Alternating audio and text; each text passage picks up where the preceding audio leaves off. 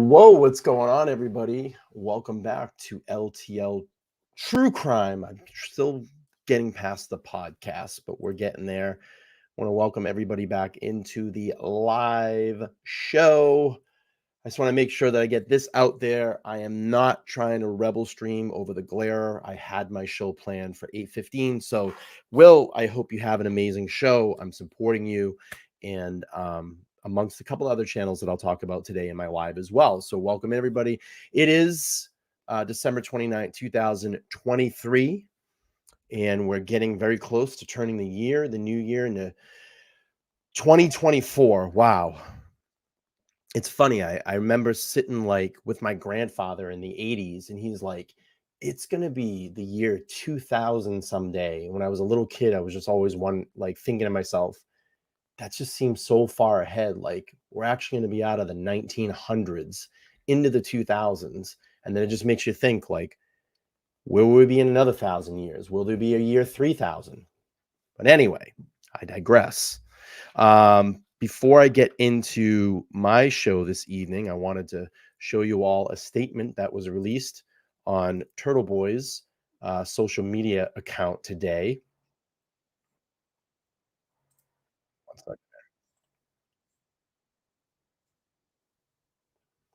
Get a little feedback. Hang on here. Take care of that. Let me pull this back up. Already having technical difficulties. I love technical difficulties. It's always fun. Let's pull this up. All right. So from Turtleboy's Facebook account, I clipped this. Said, update on Aiden's story. We were due to publish. For now, we need to all tell Aiden's story solely in the courthouse for his own protection. We need about 10 days or so after each time we expect that he will be back on. We need about 10 days or so after each time we expect that he'll be back online. He's extremely grateful for all of your support and good wishes as we continue to fight to vindicate the right to speak out against the government and petition for readiness against tyranny. And that was obviously released today by his attorney, Tim Bradel. So at least we have a little bit of an update there. But, my focus this evening was to bring it back around to really what the true movement in all of this is. And that's justice for John O'Keefe and justice for Karen Reed, and of course, justice for Turtleboy as well. But the sole purpose of all of this, all the hard work that's gone into this, all the rallies, all the channels that have continued to talk about this, all the social media groups, the Facebook groups, the main reason is this. We've all come together because we know that Karen Reed is not guilty. And that's why we're all here. And that's why we continue to push this movement. So what I want to do this evening is go back and just kind of refresh everybody while we're here. Now, my friends, I know that a lot of this is going to be repeat for you, okay? But what I want you to do is help educate the people here this evening that might not know, or help educate the people that will watch this on replay, because this movement is strong and it is big and it's getting a lot of attention. And the most important thing, like I said right now, is that we have to be the ultimate rally cry for this. Do it the right way. Don't talk about the witnesses. Still have your standouts. Still wear the Free Karen Read merchandise. Be out there and support Karen any way you can. Be there at the hearing on the 5th. I'll be there. I will be reporting on the 5th. I will be at the courthouse. But we all need you in droves right now. And we can't be distracted. We can't be distracted. And we can't fall into all the other stuff that's going on behind the scenes. It's just bullshit. It's to muddy the waters. It's to muddy the waters. So what I'm going to do is I'm going to read something here I prepared. And I want to read this, and then we're going to go back and review some video. Review some video tonight to get people educated and caught up onto what is going on here. And I'll get to this in a second. Okay. So, when it comes to true crime and cases like this, everyone seems to have a theory, a gut feeling, and an opinion. And you know what? That's perfectly okay. We're not talking about picking a favorite movie or a preferred ice cream flavor here. We're diving into murky waters of human behavior, crime, and the pursuit of justice. In the realm of true crime, opinions are like individual compasses navigating through a fog of uncertainty. You might see the evidence one way while I interpret it differently. And guess what? That's not the problem. That's the essence of our unique perspectives and my red-blooded American right. You have your opinion grounded in your interpretation of the facts, and the nuances you've perceived. I have mine, shaped by my own experiences, interpretations, and the lens through which I view the world, particularly in the Karen Read case. And you know what? That's okay. It's my First Amendment right to feel the way I feel, to speak my mind and express my perspectives. So let's embrace the fact that you can have your opinion and I can have mine. It's not a contest. It's a recognition of the diverse ways we approach these intricate stories.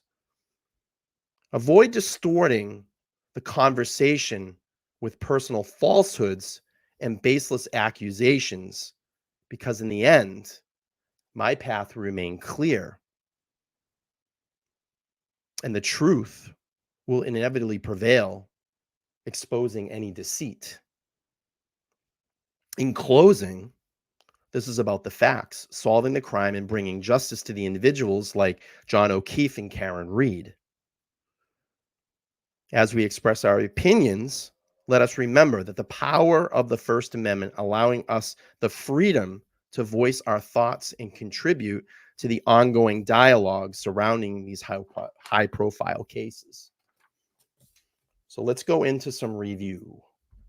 Because I know there's a lot of first-time people that are watching. Okay. Let's get the perspective from Vinny. There's going to be some Turtleboy in this as well. And then my plan is to play Framed and get everybody caught up on that.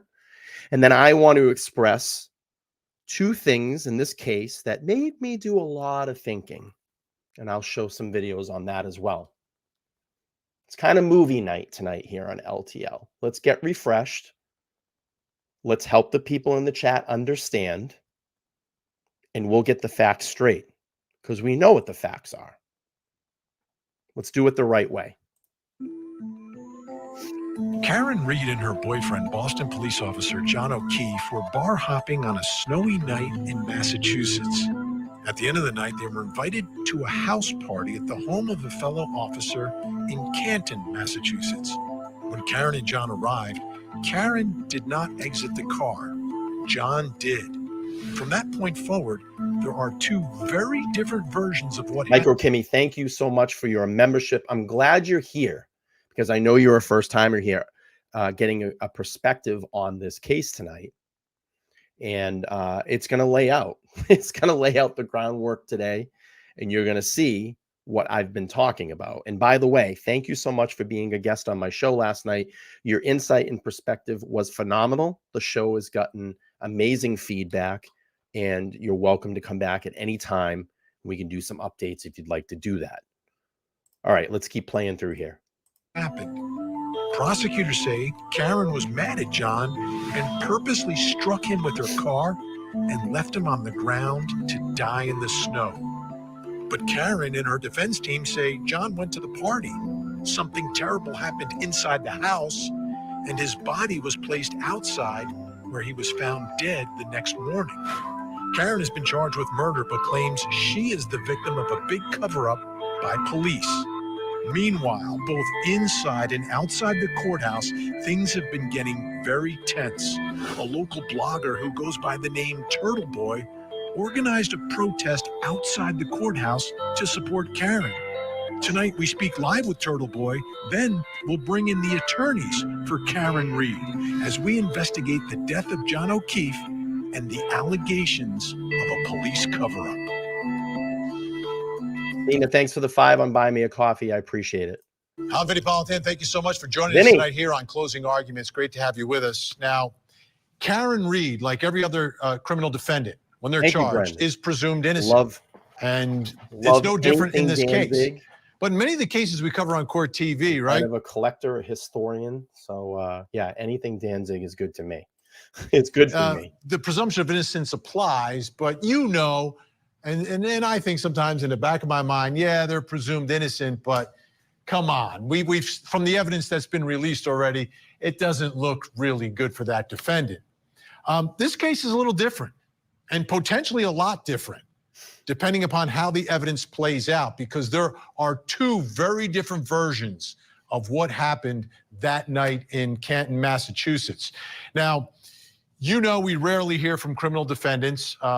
They don't usually testify at trial, and they usually don't talk before the trial. But in this case, that's not the case. I mean, she has spoken. Karen Reed has spoken out.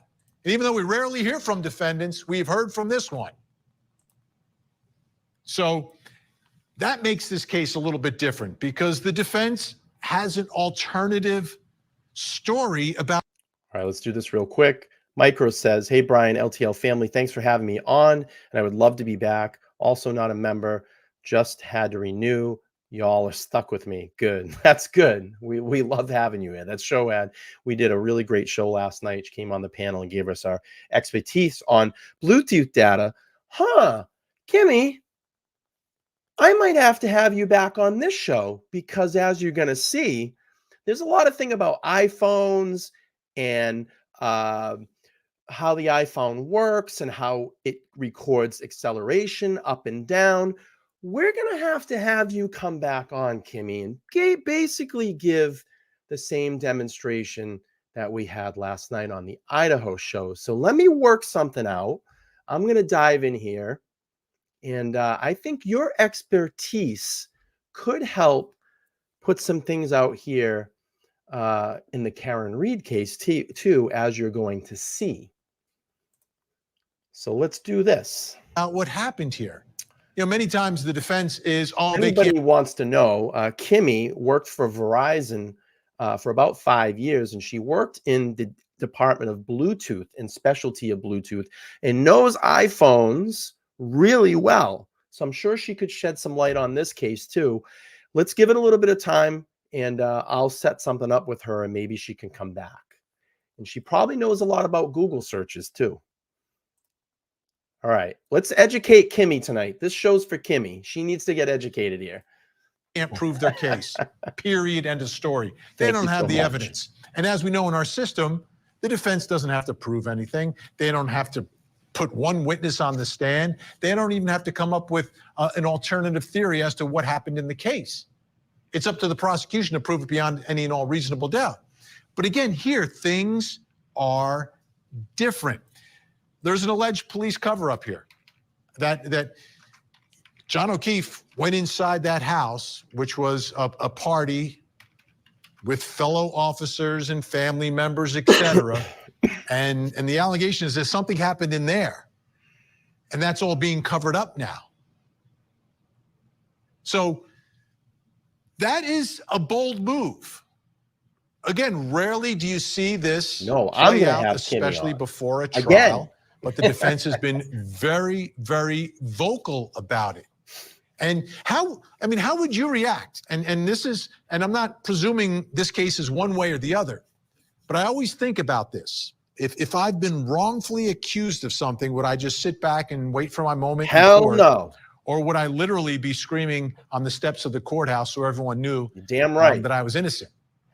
I think I would choose the latter. That's the way I would react. Now, someone could be guilty and react that way, but if I was innocent, knowing myself, despite what my attorneys may or may not be telling me, I think I'd be saying that, especially if I was accused of murdering someone that I cared about, someone that I loved. And that's the allegation in this case, although prosecutors are saying they're in the middle of this big fight and this breakup, et cetera. So here's the thing that has happened in this case, which again is another rare development, is that Karen Read has supporters who've shown up in large numbers in this usually sleepy courthouse in Norfolk County in Dedham, Massachusetts. I've been to that courthouse. There's not a million courtrooms there. I think there's actually 2 in the building. And the one where this case is being held is the very historical Sacco and Vanzetti courtroom. Not much happens in Dedham. I mean, it's not like there's a bunch of people, showing up. Like if you're in the middle of a big city, you could always find people that might show up at a courtroom. Here you have to be there for a specific reason. And that's what happened, large numbers. And they are clearly supporting Karen Read and think something is going on here that is terribly, terribly wrong. Again, at the outset, we want to investigate and get as much information as possible on the show. If you're just coming in tonight, I want to welcome everybody in. I had a little bit of a monologue at the beginning of the show, so if you want to go back and watch that, you can. But tonight, my purpose was this. We need to bring the Karen Read movement back around. We need to educate people that might not know about this case. My last few lives have gotten a lot of views afterwards. So I'm going to refresh everybody. I know this is old hat for everybody that's in here, but there may be some new people that are watching tonight that we need to help educate on this. So my plan is, Turtleboy had a fantastic interview with Vinnie Politan during this segment about 4 months ago. It's going to be a little bit of a deep dive into the case. And then I want to play framed Turtleboy's interpretation of everything. What we know is the truth. We'll play that and get everybody educated tonight. And I need all of you in the chat to help educate as well, too. That's why you're all here, because there are first timers in here. Believe me, I know quite a few that are in here that are first timers. So let's hang out in that chat. Let's talk to everybody that's in here and let's educate tonight. Let's get everybody down so they know the facts. As we continue to track this case as it moves towards a trial. I don't know. I haven't seen all the evidence. I haven't heard all the evidence. She's presumed innocent, but anyone that the defense is pointing the finger at is also presumed innocent, right? That's the way our system works. Welcome in, Remy. But tonight we're going to try to figure out what exactly is going on in that town. And for me, it begins with this outpouring of support for Karen Read. Take a look at what is actually happening in Dedham, Massachusetts, when there are hearings in this case. Take a look.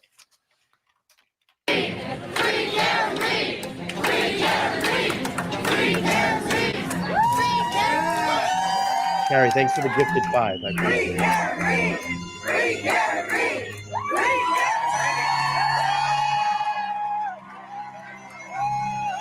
I'm going to tell you right now, you're seeing that crowd right now. I don't know what exact hearing this was, but I can tell you, it looks probably summertime.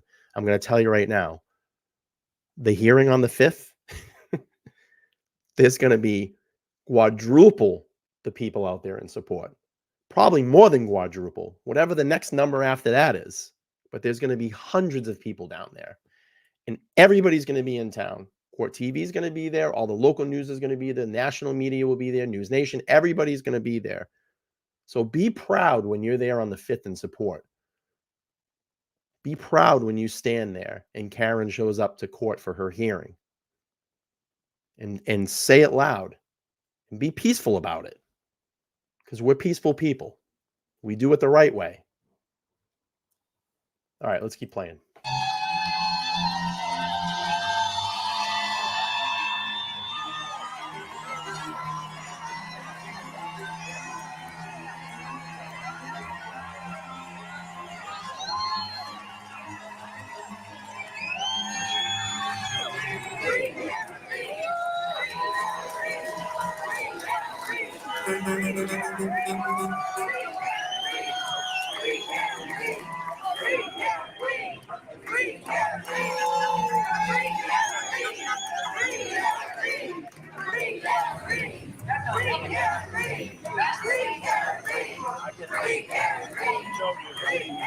Well, we're not putting up with that. We're right here today, Jim McDermott, and we're not going to be quiet. We got it.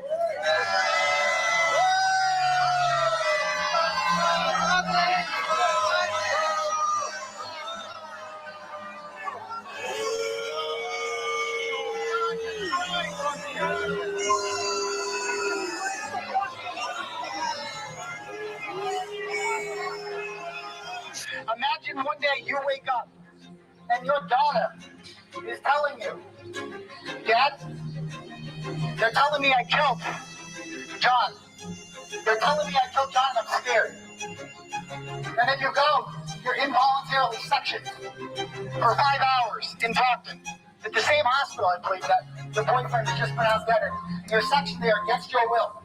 And then you were brought back to One Meadows Avenue, where the people who were kissing your when you were helping out their niece and nephew for the last 2 years, helping raise them, those people are suddenly turning on you and telling you that you killed your boyfriend who you love dearly. So we are here because the institutions that we are supposed to trust, the police and the district attorney's office, have completely failed us. They've completely failed not only Karen Reed and not only John O'Keefe, but they've failed all of us.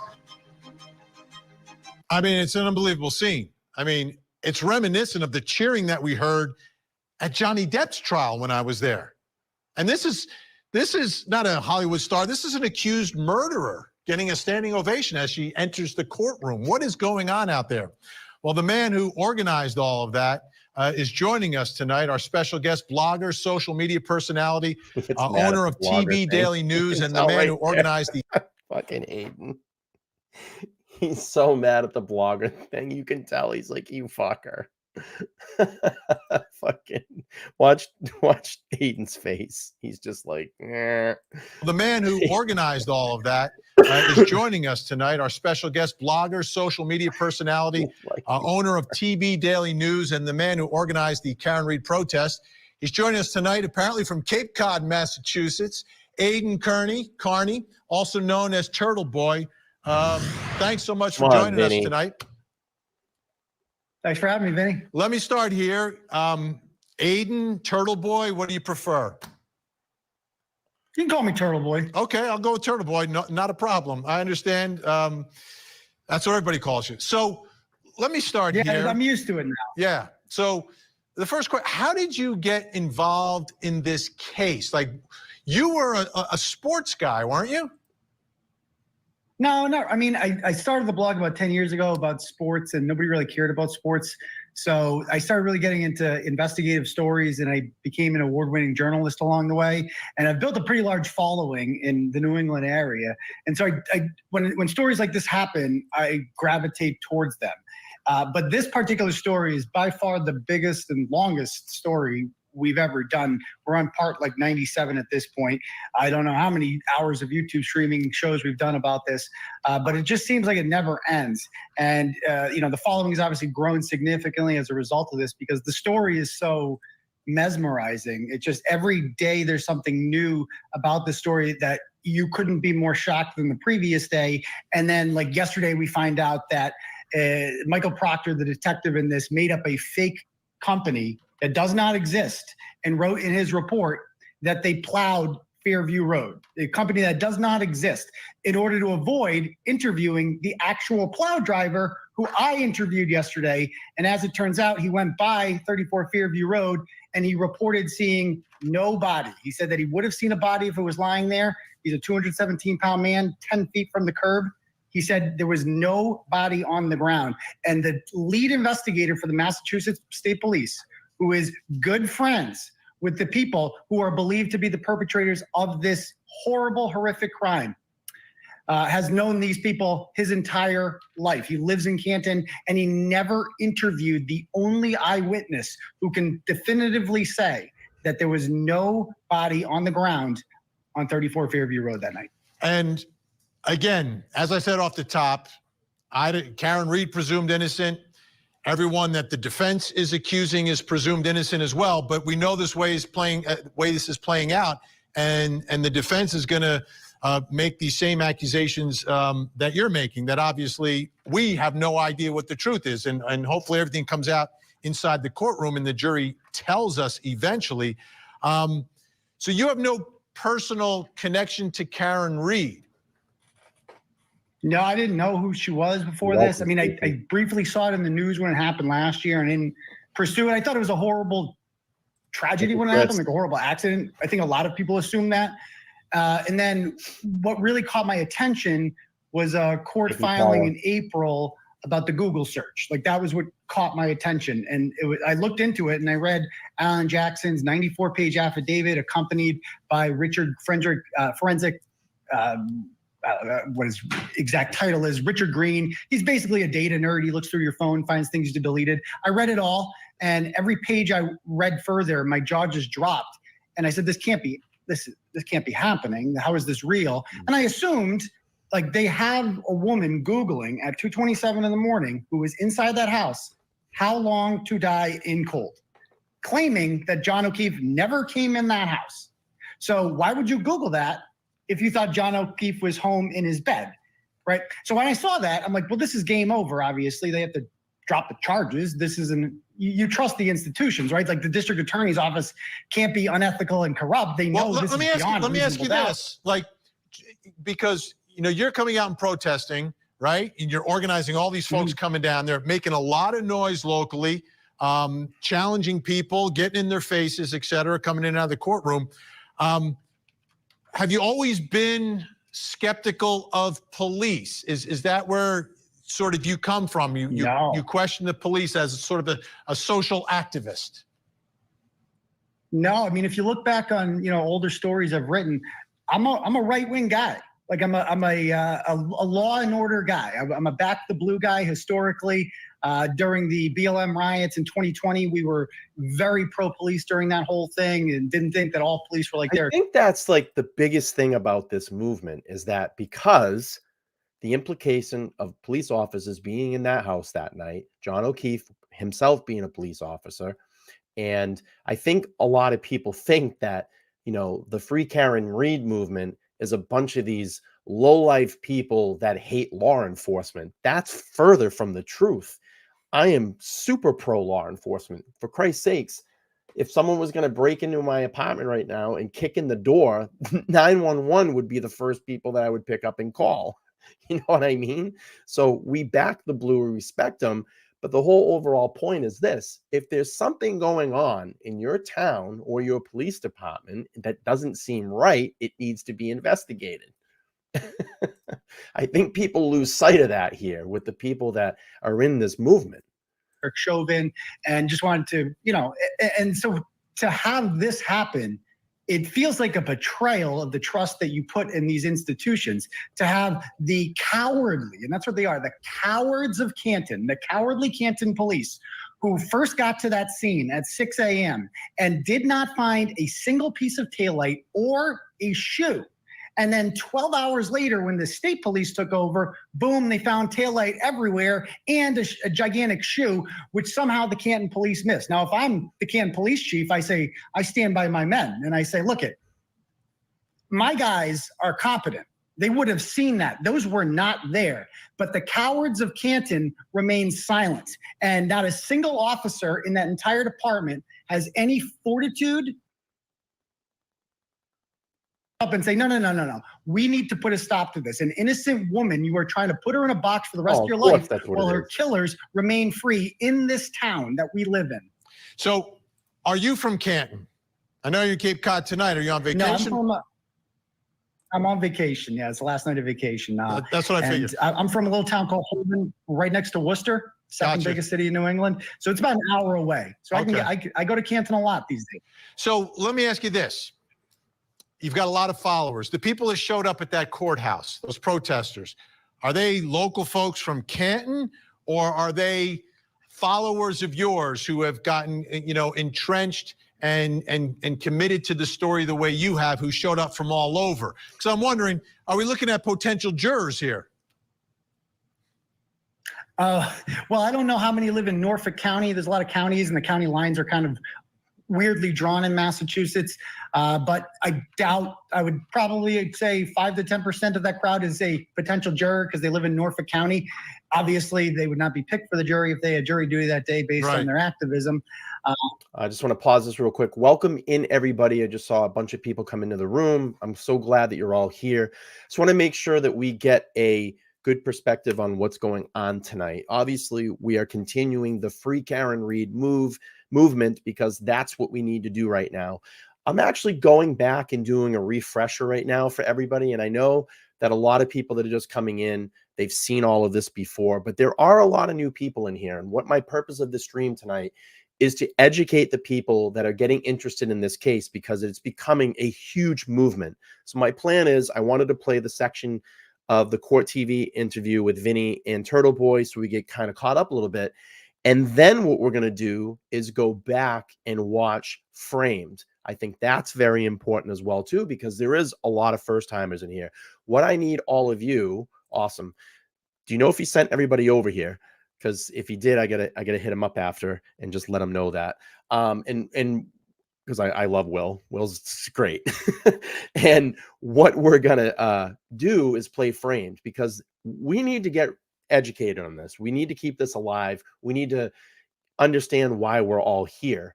And I thought that would be a nice tribute and support for Turtleboy tonight, and also to make sure that we keep focused on that Karen Read movement. So I'm kind of sitting back tonight and letting the video take its front seat.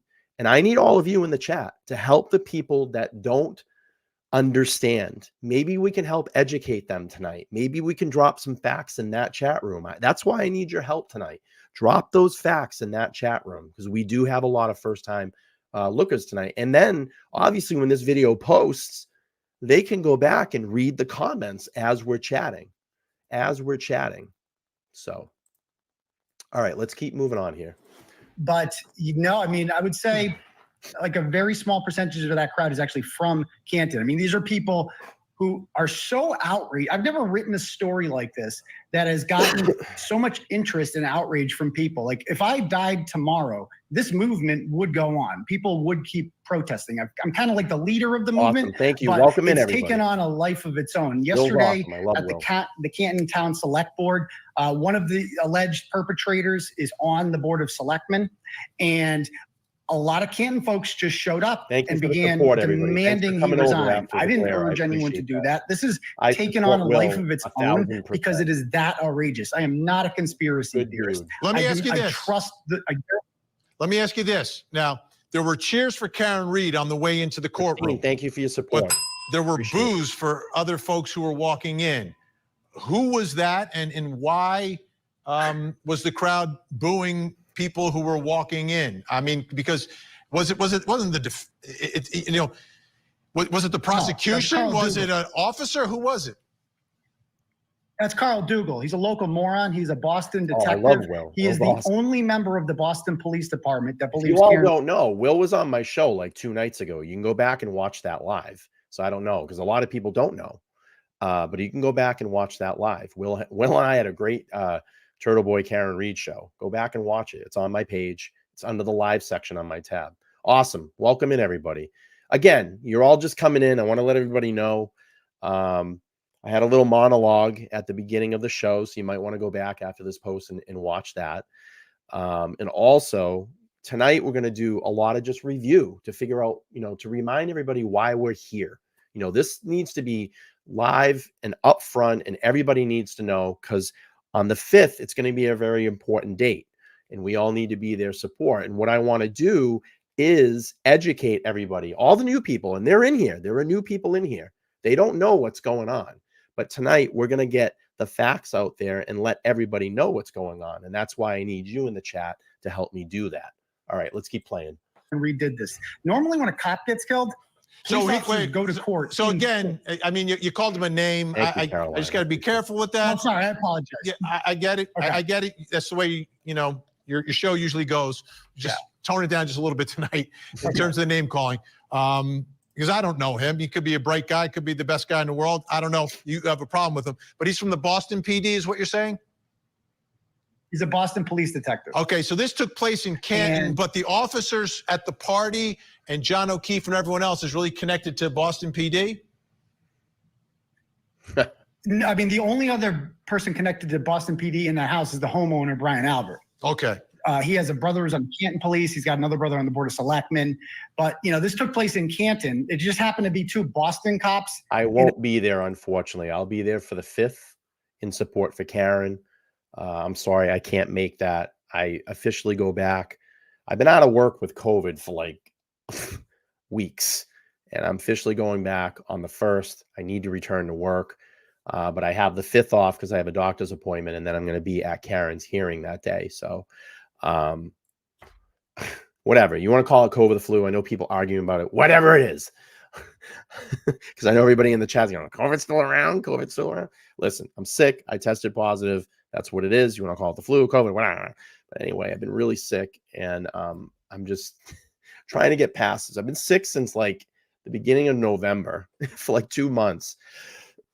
And I had a upper respiratory that didn't go away. And just as going into that, bam, I got whacked with the flu, COVID, whatever you want to call it. And it's really beating me down. I got some other health stuff going on, but that's not why we're here. Let's get back to the case at point here. In a Boston suburb, I'll be not Boston itself. And so thank you. Carl is a former co-worker of his. And that's his friend. Wasn't that John O'Keefe's friend? Isn't that his friend? Luke, yeah, if but I a lot get of out John there, O'Keefe's friends are sitting on Karen Reed's side, including. I'm gonna tell you, it takes a lot of money to travel. And I'm going to tell you, every hotel from there to probably the East Coast is going to be booked. So some of John's ex-girlfriends. Imagine that. Like ex-girlfriends aren't supposed to like the latest girlfriend, but they're sitting there with Karen on her side. Well, let me ask you this, though. Let me ask you this. I mean, his friend is dead, right? And he believes what he believes. Do you think he's at fault here for believing what he believes at this point? Yes. I've been home. So, first of all, I'm trying to be nice. Yeah, go ahead. Nobody with who is that ignorant should be in charge of investigating any crimes at all. The fact that he's a Boston police detective makes me wonder how many times he has falsely arrested people for crimes that they did not commit. If he just I get it, bases this all on a hunch. Yeah, so I'm just wondering what this scene is going to be like at the courthouse, right? For folks who are coming in. How about John O'Keefe's family? But you know why we boo him, Vinny? Because anybody who is down there sitting on the prosecution side is knowingly supporting a sham. And every minute wasted on this sham prosecution of Karen Reed is a minute longer that the real people who killed John O'Keefe are out there free. The FBI is investigating this. There's going to be indictments. There will be no trial in this. Yeah, I'm going to let everybody know. If you're new here, the FBI is investigating this case. They are probing right now. And I'm going to tell you right now, I'm following a federal case of a guy that just got arrested for essentially Ponzi scheming a bunch of customers out of close to $4.7 million. And the feds took a long time to get in there. So the feds don't act quick. They got to have the goods on you before they go in and they start making arrests or bringing people into court. Let me just get to this real quick. Pete, thanks so much for the 25 on buying me a coffee. I appreciate the support. That is one thing I can almost guarantee you. There will be no trial. There will be indictments probably within the next 3 to 6 months would be my ballpark estimate. All right. Turtle Boy, thank you for being on the show. I appreciate you coming on and hope perhaps you'll come back in the future as we continue to track this case, things develop. Come correctly. Thank you. And the only thing I would say from my perspective, just having covered trials for years, is that for family members and stuff going through, and it's their loved one, their friend that's on that is the victim in the case, just a little, it's tough for them. It's really a difficult spot for them emotionally. Like it's even tough for me just to sometimes approach them. Right. I just want to make it clear that we didn't boo his mother or anything like that. I actually said, no, we're not going to say anything to his mother. I wanted to be very clear with that. Okay. Even his brother, I said the same thing. We're not going to do that. But Carl, it's a long story. I know it's a long. You don't like Carl. And you can watch all of Turtle Boy's work on his blog, and you'll understand exactly what he's talking about tonight. But we appreciate it. Enjoy the rest of your vacation. Thank you. Thanks for having me, Vinny. Thanks so much. All right. I'm telling you, things are tense in the courtroom, out of the courtroom. Up next, we're going to speak with Karen Read's attorneys. Plus, coming up next hour. All right, I'm going to speed up through the commercials here. Let's go back right here. On Court TV.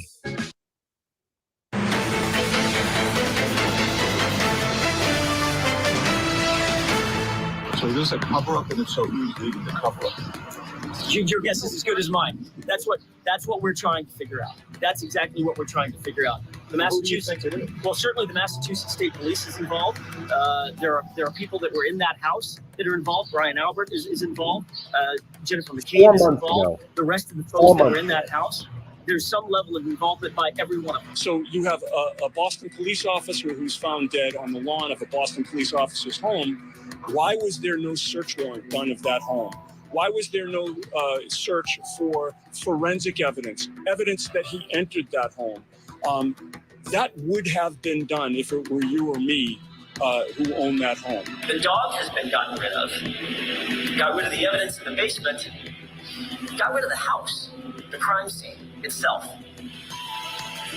Your Honor, I would submit to the court that evidence is literally being destroyed right under our nose. It makes no sense to me. I think it's going to make no sense to a jury. And I've been saying this from the first. Carrie, thank you so much for the 15. I want to welcome in all these new members to the group. Rob, Todd, Kevin, resting bitch face. That's great. Oh, that's creative. Jay Rollins and Dana, welcome in. We have Trixie, Winter Sun, Woke Up, Jay Tizzo. Thank you for being members. Listen, that's a free membership. And what I ask you to do, this is all I ask you to do. It's $4.99. It gets you all exclusive to all the exclusive members only chats. And all I ask you to do at the end of that month, at the end of the month, you don't even have to re-up it for the $4.99. I have the lowest option at $1.99. I would just appreciate if you just re-up that. It's way less than a cup of coffee, and it helps support the channel. Catherine, thank you so much for becoming a new member as well. I appreciate the support. And I have Lori, I think is either Venmo or Cash App, the 15. Thank you. I appreciate it. Thanks for the support. All right, let's keep playing here. Time we covered the story that this defense is extremely aggressive, very competent, and it continues. It absolutely continues. Let me bring in our guest joining us in Boston, Massachusetts. Karen Read's defense attorney, David Yannetti, is with us. Also joining us, he's on the other coast in Los Angeles, California. High-profile attorney. You've seen him many times on Court TV, co-counsel for Karen Read, Alan Jackson. Alan, great to see you again. Great to see you, David, tonight. Let's begin here with something that I'm going to actually say Turtle Boy told us in the prior segment about the snowplow driver. David, how significant is this? Have you spoken to the snowplow driver? And is this the key witness for the defense? Well, I would say it's one of the key witnesses for the defense.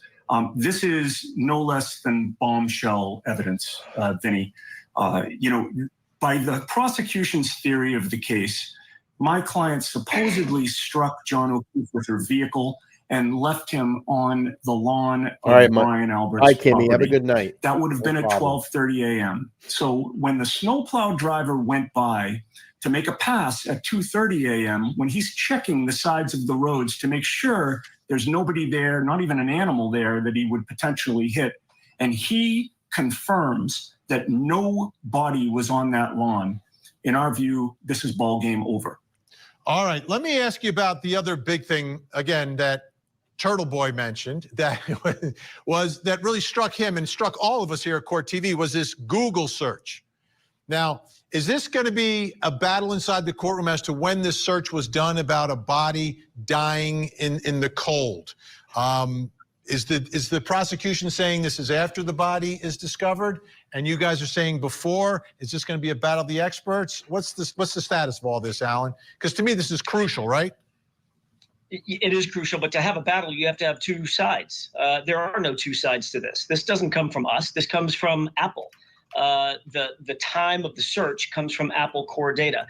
In other words, it's not something that can be manipulated. It's not something that needs to be interpreted. It's something that just exists in the world as we know it. The Apple Cocoa core data indicates, or the core time indicates exactly what time that Google search occurred. That time was at 2:27 and 40 seconds in the morning on January 29th. That's 3.5 hours before John O'Keefe's body was found. Why is Jennifer McCabe, one of the parties that was inside the house that night, the sister-in-law of Brian Albert, why was she Google searching? How long does it take for a human body to die in the cold? That's a question that we have posed to the prosecution over and over and over. And the Commonwealth doesn't have an answer for it. So they simply say, oh, well, we think maybe they got the time wrong. Except we didn't come up with the time. And we're using data from Celebrite, which is the exact same program that the prosecution relies on. Massachusetts prosecutors across the state and prosecutors across the country have relied on for not just years, for decades, to establish guilt and in some cases to establish that the defense uses to establish innocence. It's unfathomable that the prosecution would take the position, well, that timestamp is not right. We know it's right, and that also, to echo what David said, that is another aspect of this case that establishes this game is over. We know what happened inside the house. We just don't know who struck the fatal blow. And the prosecution, it doesn't seem to want to get to the bottom of it. We're trying to. All right, let's get to the shattered tail light. As Alan was speaking, David, we were watching video, and that's Karen Reed's car, right? And what's the significance of this video? And is this where the tail light was actually shattered from your perspective, not during the murder of John O'Keefe? Yes, there's no doubt that's when the taillight was shattered. And by the way, that's at 5 in the morning, 4.5 hours after it was supposedly shattered the night before. The taillight was intact when she left Brian Albert's house. She came home, and this was Karen leaving to... I'll do my best. We're going to be doing a lot of review because that's what we need right now. Because there's a lot of new people coming into this case, and they don't know. And that's my point of this show tonight. My point in all of this is I don't care about all the personal stuff that's going on behind the scenes. I don't care, okay? That's not my point here. My point in all of this is to report what's going on from everybody's side. That's why I started doing this, okay? I don't care about this person or that person or this YouTube channel, except for the YouTube channels that I identify with and the people that I identify with. That's all. That's all I care about. And that's how I'm going to carry myself in this case. I'm here to report. I'm here to help push the movement forward and educate people. And I said that from the beginning when I all started this. And my channel doesn't circulate totally around Karen Reed. There's many other cases that I explore and I talk about. This is just one of them. So That's my point in all of this. I don't give a damn who does what and who says who. It doesn't affect me. I'm going to keep reporting just like I've been doing on this channel close for a year now. And because I believe in something, just like the Idaho 4 murders, that I feel that the evidence is very strong against Brian Kohberger, I don't think that there's any evidence against Karen Reed. There's a lot of reasonable doubt in this case. It just, things didn't happen. And I have every First Amendment right to sit on this microphone, on this camera tonight, and give my opinion. You may not agree, and that's fine. But as much as you talk about it, that you don't agree and Karen's guilty, I have every right to sit here and say how I feel. I can do that. So that's my stand and my position in this. And I had a monologue at the beginning of the stream, and I urge everybody to go back and listen to it after the stream is posted. That's it. Morgan, thank you so much for the 5. I appreciate it. Happy New Year, LTL. Well, Happy New Year to you. So that's where I'm at. All the other banter that's going on is a bunch of crap. All my lives are posted. You can go back and scrub through all of them. You can see what I'm saying on this camera. You know, there was like a bunch of corny stuff going around today. And I said, look, there was a particular person that said, don't even know who this person is, because I'm not that entrenched in what is going on behind the scene. I don't even know who these people are. All I know about is what I've investigated on TV. And the 2 conversations I ever had with Aiden in my life was Aiden on my show in October. I believe that it was the 16th, 2023. And I briefly shook his hand at his court hearing on November 1st, 2023. And that's on video. And that's the only conversations I've ever had with Aiden, besides some emails. Hey, do you want to be on the show? That's it. So it's all there. You know, it's just a silly thing. And whatever, you know, I don't even fucking know these people. I don't care to know any of these people. Whatever. I'm just here to report and give my side of the story from the reporting side here. I'm going to go down on the court on the 5th, get some video for you all, and then we're going to talk. You know, when I come home that night, I'll upload it. We'll talk about it and get your feelings, because this is a story and there's a lot going on behind it. And there's a lot of people involved, and the movement's becoming bigger. So I do it my way. This is my style. If you don't like it, I don't know what to tell you. But this is why people come here. I have a different style than the Glare. I have a different style than the Young Jerks. I have a different style than Tom. I am my own person. And I will talk about this case the way that I want to talk about it. And I will present it the way that I want to talk it. Vinnie Politan, y'all going after him? Because he sounds pretty pro Karen Reed. He seems that there's a lot of reasonable doubt in this case as well, too. But we can have those feelings as red-blooded Americans. And that's my First Amendment right, to be here on this microphone tonight doing what I'm doing. Helping support a movement, helping spread that movement. There's nothing wrong with that. So that's it. I digress. We'll move forward. Begin the frantic search for John O'Keefe. Now, I don't know that you can see it from the video that you have there, but there is no doubt that when that SUV comes into contact with what is John O'Keefe's vehicle parked in the driveway, you can see that rear tire move forward. Yeah. It rotates, and you also see the light shatter from the taillight. I'm going to play that video that I enhanced. You know, their theory is that this happened, zoom in on it later. 4.5 hours earlier. We can prove it happened 4.5 hours later. Okay, how about this, Alan Jackson? Is there going to be a paramedic coming inside that courtroom and saying that they heard Karen Reed, your client, say, I hit him, I hit him, I hit him?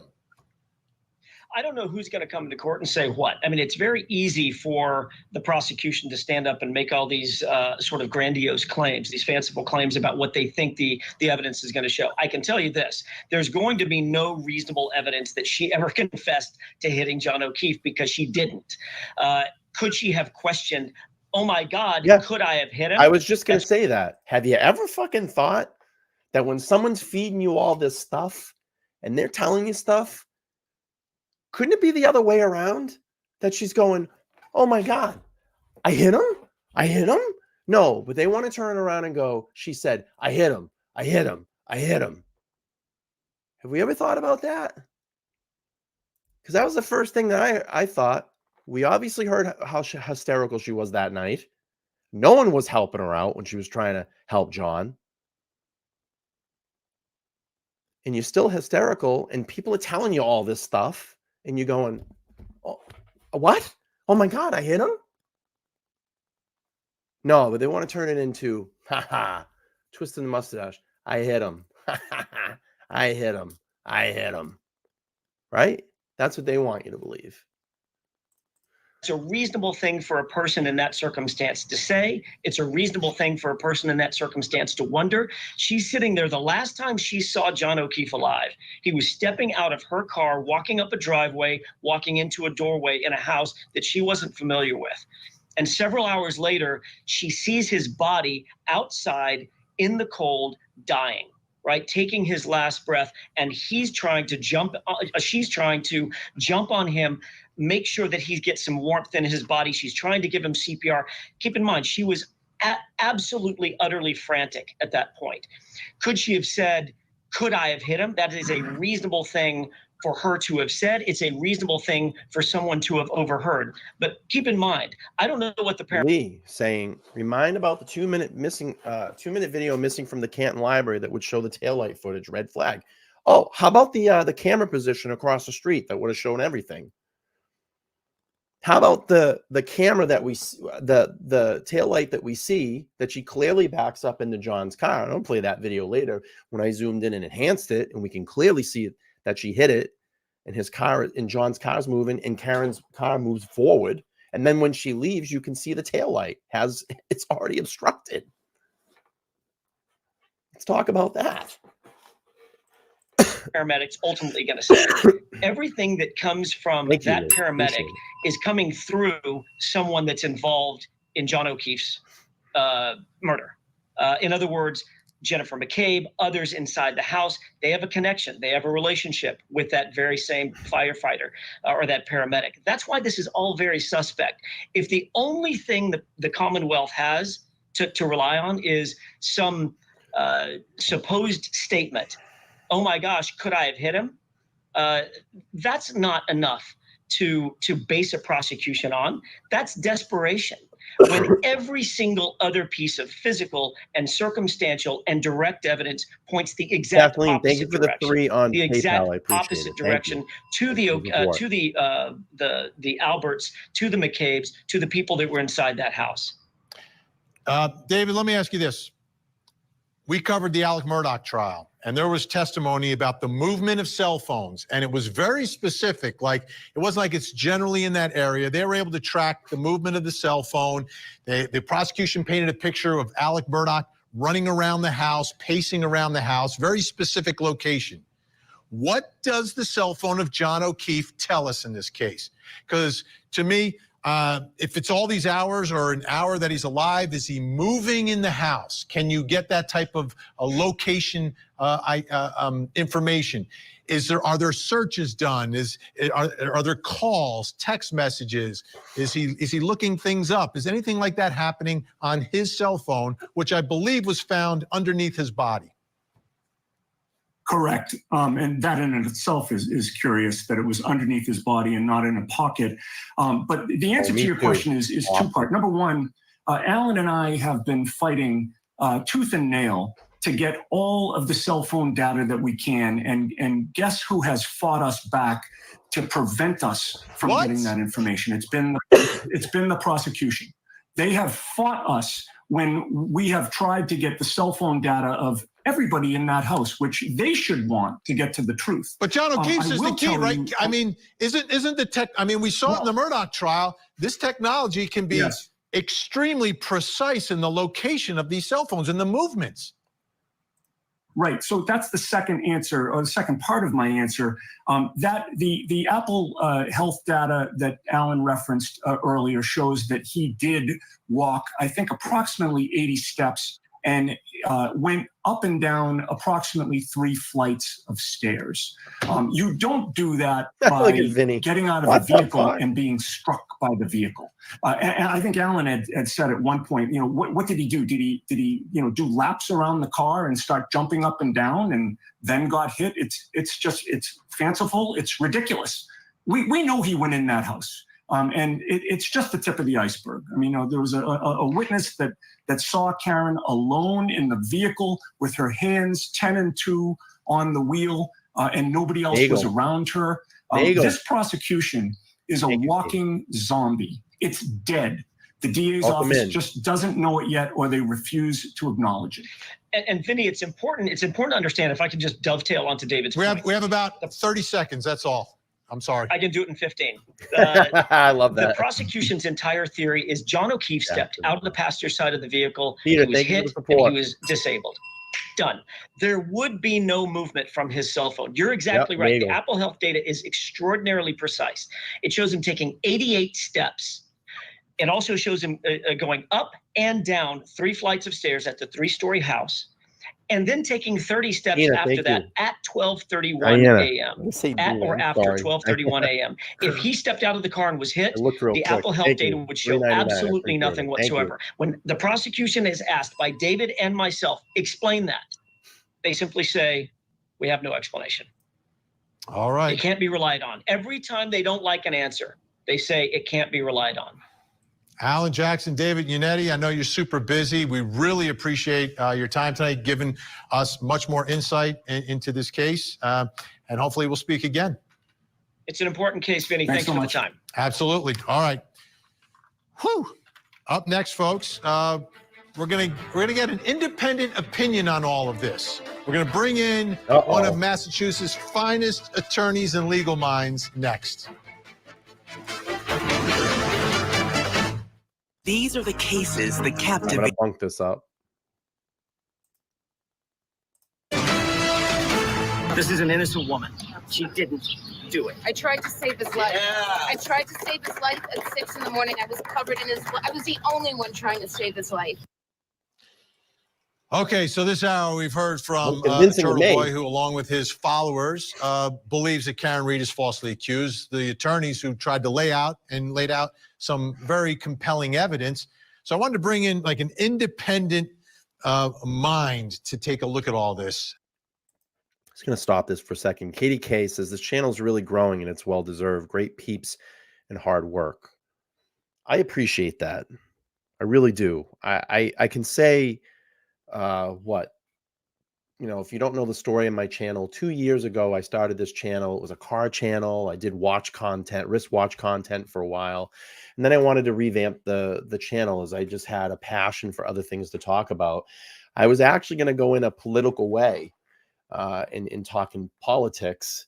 And I stumbled upon the Idaho 4 Moscow, Idaho student murder case. And I started doing a lot of content about that. And I never really intended it to be a true crime channel. It just became what it kind of came into. I've had someone very close in my life, my best friend in 1994 was murdered. So I've been through that. I've been through my brother committing suicide. So I've seen that side of things as well too. I've been through, alcoholic, drug addict father, all that stuff. I've been through a lot in my life, essentially. And my main purpose was to use this platform to, 1, educate people, 2, help people, and 3, give a common space that we all can come together and have a communal chat. And believe me, there are people that hate what I'm doing. There are people that love what I'm doing. And that is part of this, this whole thing. I might not be everybody's cup of tea, and that's fine, but I think that the thing that we don't do as human beings is that, yeah, I get it. I'm on a digital platform. I'm talking to you through a camera. I'm using a microphone, but we don't have discourse anymore. And we don't really have true discourse outside of the internet.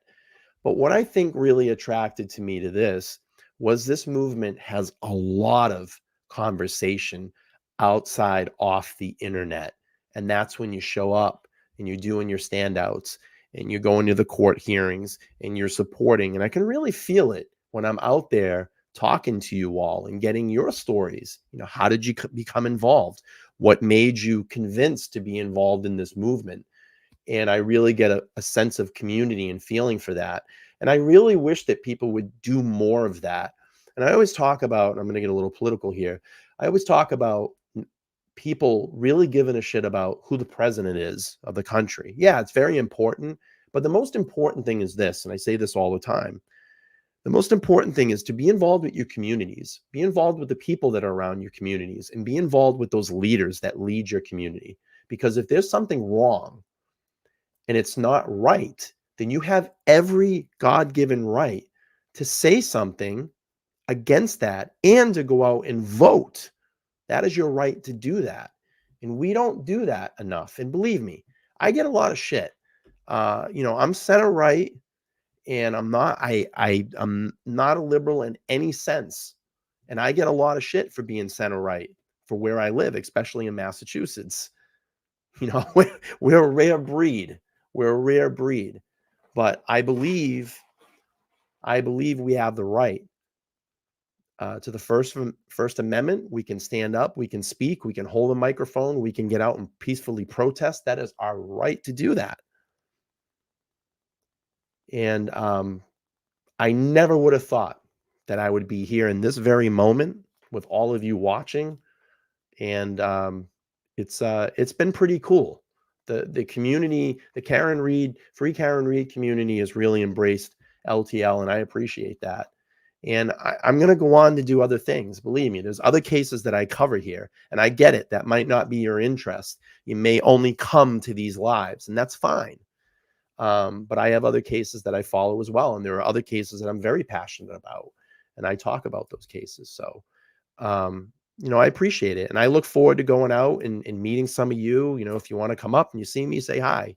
I'm a little shy at first, but I come around, and I'm not usually the life of the party. I sit back and just kind of observe, and I'm always observing people. Believe me, I'm always trying to figure things out. But I do appreciate it. It's been a great community, and I look forward to seeing what happens here. And I'm going to carry this case, if there is a case, to completion. And I'm going to carry the story, whatever the story spawns into here, I will continue doing it. That's my promise. All right. Let's move on. We haven't even gotten to framed yet. Might be a long live tonight. All good stuff, though. And you're in Massachusetts, so in one place you go. Let's bring in our guest. Joining us in Boston, Massachusetts, former child abuse prosecutor, law professor at New England Law, Wendy Murphy, back with us. Wendy, great to see you.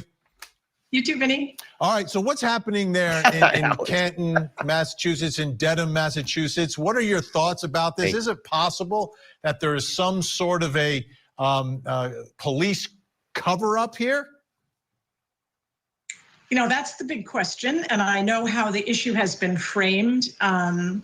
Either there's a big cover-up or she's guilty of murder, and I kind of come down in the middle. My feeling from the beginning of this case was that she probably did hit him. He banged his head on the driveway. She didn't plan to hit him. She didn't want to kill him. And that Thanks, Mary. he was Thanks for dropping those. Covered by the snow, which is why no one found him until the following day. And it was really the fact that police overcharged her with murder. I don't think any jury will ever find her guilty of murder, period, because I don't think anybody will be able to prove that she wanted to kill him. But she's charged with murder. And I think when a defense attorney... All right, I'm going to take the temperature of the room. Who wants me? Here we go. Who wants me to move on?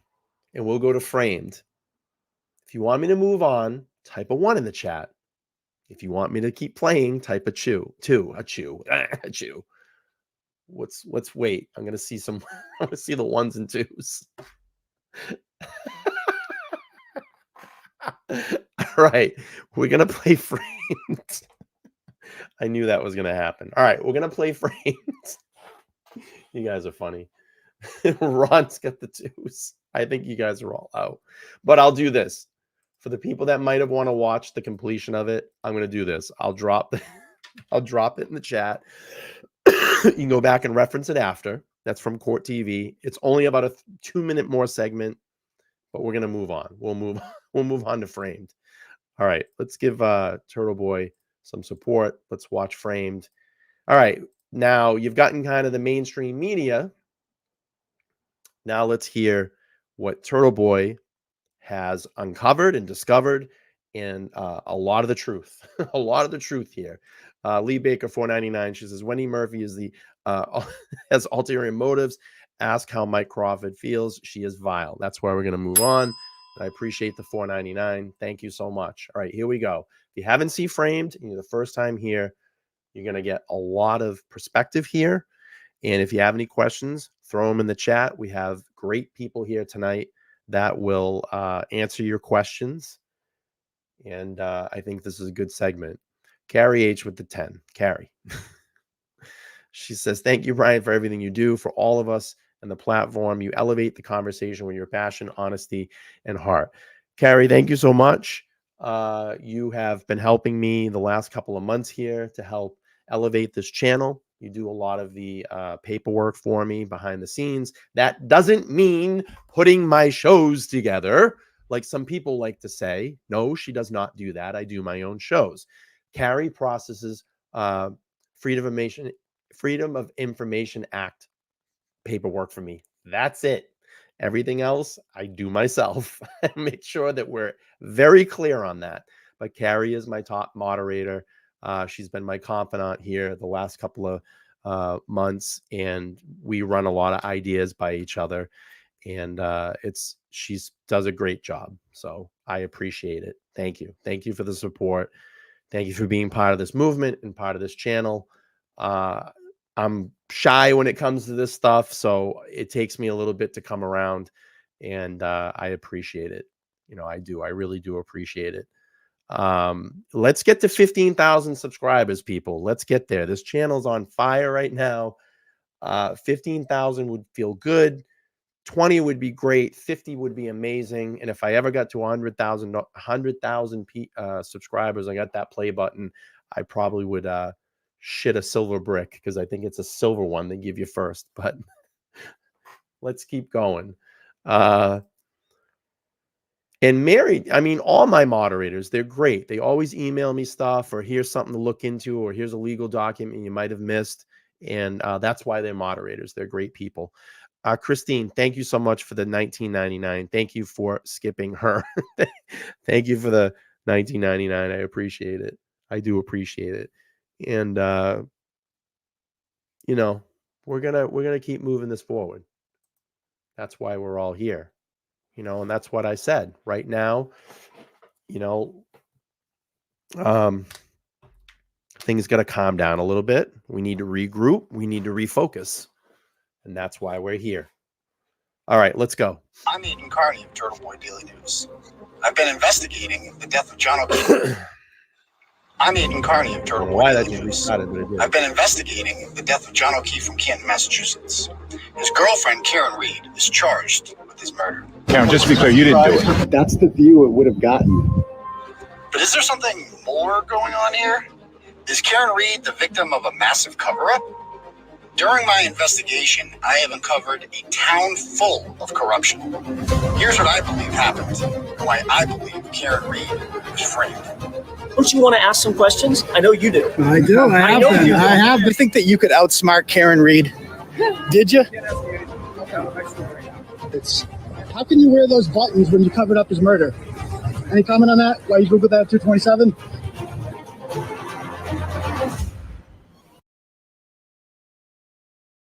On the morning of January 29, 2022, Boston police officer John O'Keefe was found dead outside of the Canton home of Boston Police Sergeant Brian Albert on 34 Fairview Road. O'Keefe's girlfriend, Karen Reed, was charged with manslaughter after reportedly backing over O'Keefe with her car after she got into a fight with him and dropped him off at Albert's house after a night of drinking. She was castigated widely as a cop-killing villain, set to face decades in prison. But as it would turn out, at least a dozen people were in the house when John O'Keefe was being violently beaten to death. So I want to let everybody know the chat is slowed down to about 30 seconds, and that gives everybody the opportunity to talk and see their chat. Because if I just let it go, it would be like and you won't see it. So it is slowed down to about a 30-second crawl. Unfortunately, you got to take 30 seconds to hit the crawl. So all right, let's keep playing here. This is important. Before hatching an elaborate plot to frame Karen Reed for killing him. The cover-up was aided and abetted by members of the state police, the Canton Police Department, and the Norfolk County District Attorney's Office. This is the story of one woman alone, facing down some of the most powerful, well-protected people in the state who sought to destroy her life and exonerate herself.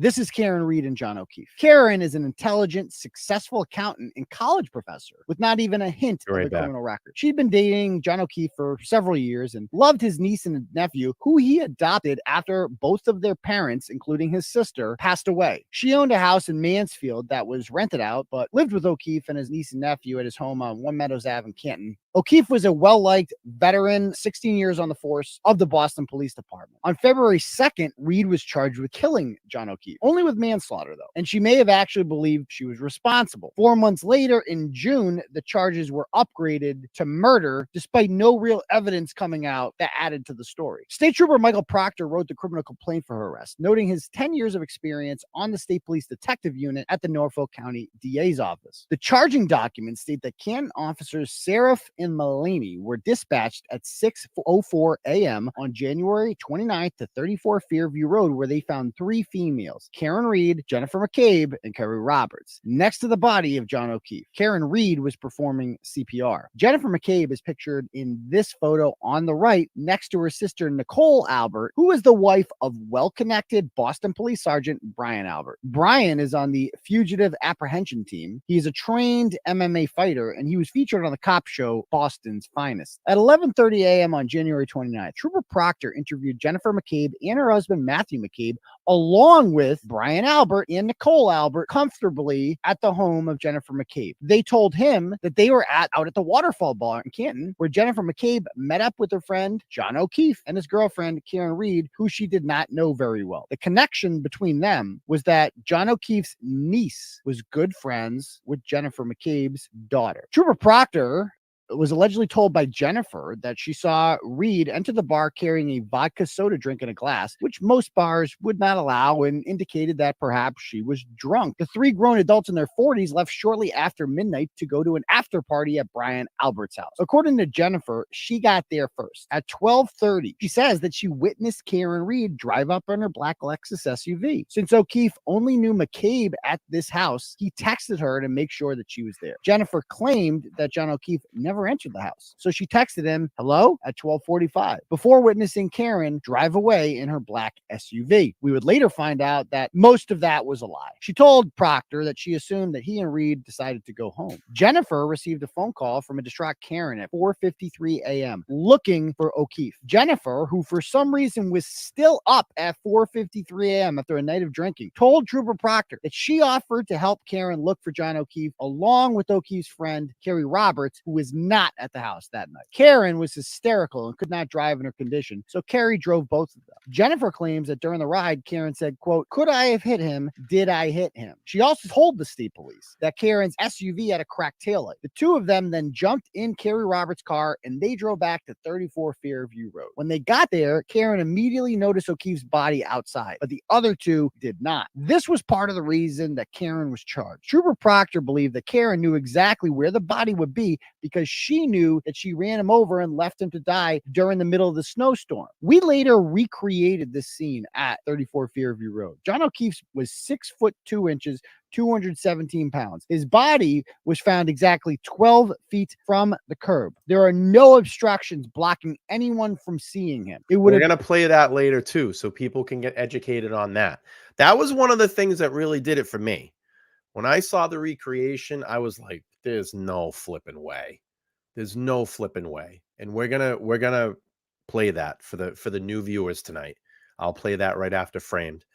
Have been physically impossible for Kerry Roberts and Jennifer McCabe not to have seen his body because they were sitting in the front. They were also specifically looking for a body at that time. And somehow they claim that they did not see him, but Karen Reed did, and this ended up implicating her. O'Keefe's arm had 6 bloodied lacerations, and his eyes were swollen shut in black and blue. His eyelid had a cut on it, and his clothes were covered in blood and vomit. A medical examiner said that he had 2 swollen black eyes, a cut on the left side of his nose, a 2-inch laceration in the back of his head, and multiple skull fractures. There is no possible way that he could have these kinds of injuries from being backed into by his girlfriend's car, especially since the snow and grass would have comforted his fall. Kerry Roberts told Trooper Proctor that Karen Reed was drunk and hysterical when she saw her at 5 a.m. and stated that she was so drunk she didn't even remember going there. Kerry repeated the same story as Jennifer. That's what I believed happened. This. And that's what everybody in this room believes would happen. This.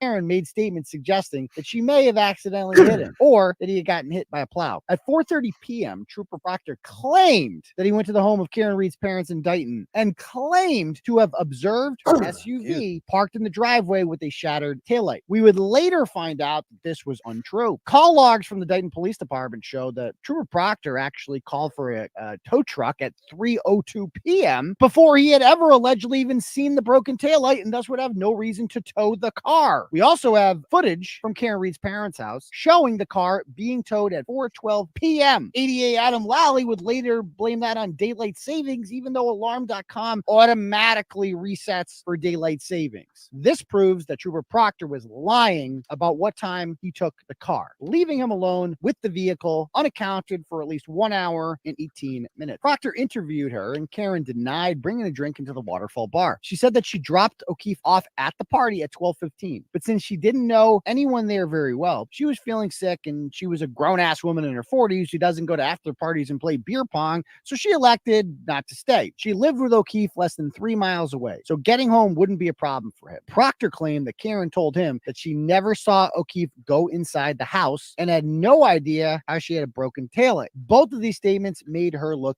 guilty. When she found O'Keefe's body later, his eyes were swollen and he was still bleeding from the nose and mouth. Karen attempted to call and text John O'Keefe multiple times after dropping him off. He would never not come home, knowing his niece and nephew needed him in the morning. Trooper Proctor asked her leading questions designed to incriminate her about whether or not she had ever been in an argument with O'Keefe, and there isn't a couple on earth that hasn't been in a fight before. So Karen felt it was normal to tell Proctor that they had an argument over breakfast. This is why you should never talk to police without a lawyer if you're a suspect in a crime. They are not there to be your friend. They are there to get you to say something that will lead you to being charged criminally. A Canton firefighter, who we later found out was good friends with Caitlin Albert, the grown daughter of Brian Albert, who was inside 34 Fairview Road the night that John O'Keefe was killed, was one of the first responders to the scene. She told Trooper Proctor that Karen said to her friend, "I hit him," quote unquote, several times, further incriminating herself. Proctor's report also states that 2 red pieces of taillight were next to O'Keefe's body, which was the final piece of evidence needed to charge her with manslaughter. Except in the original report from the Canton Police Department, it never mentions anything about any taillight, and only 2 inches of snow had fallen at that time. As a matter of fact, the only thing that they found were droplets of blood, which they kept in red Solo cups, and some shattered cocktail glass, which apparently Karen Reed hit him with before backing into him with her car and killing him. Sure. But Trooper Proctor never once mentioned that he was a close personal friend with the McCabe and Albert families, which were prominent names in Canton. Here's a picture from Proctor's sister's Facebook page showing Trooper Proctor with Jennifer McCabe's children. ADA Adam Lally would later contend the child that's depicted in that particular photograph is not one of the McCabe's children. Oh, really? McCabe's have 4 daughters. That's not one of them. It's a relative. Indeed, he does have his arm around his niece. However, there are 2 girls in towels and bathing suits directly behind him who are, in fact, Jennifer McCabe's children. Here's another picture from Proctor's sister's Facebook page showing her at a family party with Chris Albert, the brother of Brian Albert, directly behind her. Chris Albert was at the bar with O'Keefe the night he was killed, and he owns a local pizza shop in town called D&E Pizza. It's unknown if he was inside his brother's house that night because Trooper Proctor has deliberately prevented Google from sharing geofence data that could provide that information. Chris Albert lived at 7 Meadows Ave in Canton, 3 doors away from John O'Keefe, who lived at 1 Meadows Ave. Chris's son, Colin Albert, was an 18-year-old senior at Canton High School at the time of the incident and is confirmed to have been inside the house at 34 Fairview Road that night. Colin was a star football player at Canton High School and a notorious hothead. There are multiple videos that we have posted of Colin in which he's threatening rivals in town and even ends it with bang, bang, bang, apparently is supposed to scare you into believing that this man will kill you. 2 days after John O'Keefe died, the Canton High School Twitter account announced that Colin would be playing football at Bridgewater State next year. Colin is an out-of-control meathead who frequently was confrontational towards his much older adult neighbor, John O'Keefe. He constantly trespassed on his property, threw beer cans on his lawn. He is the prototypical jock who thinks that Shakespeare was a huge loser and infamously poses for pictures sticking either his middle finger up or his fist in the air while pounding down Dylan Mulvaney lights. Colin has anger issues and gets off on knowing that he comes from a well-connected family in town. His uncle Brian, of course, is a Boston police sergeant. His uncle Kevin is a Canton police officer. His father, Chris, was recently elected to the Board of Selectmen. Here he is on the left, pictured with his father and his uncle Brian on the far right. The man in the middle is his other uncle, Tim Albert, the family moron who takes pride in being from a well-connected family despite providing nothing of value to contribute to the family's brand name. Trooper Proctor's family knew Colin since he was a little boy. Here he is pictured with his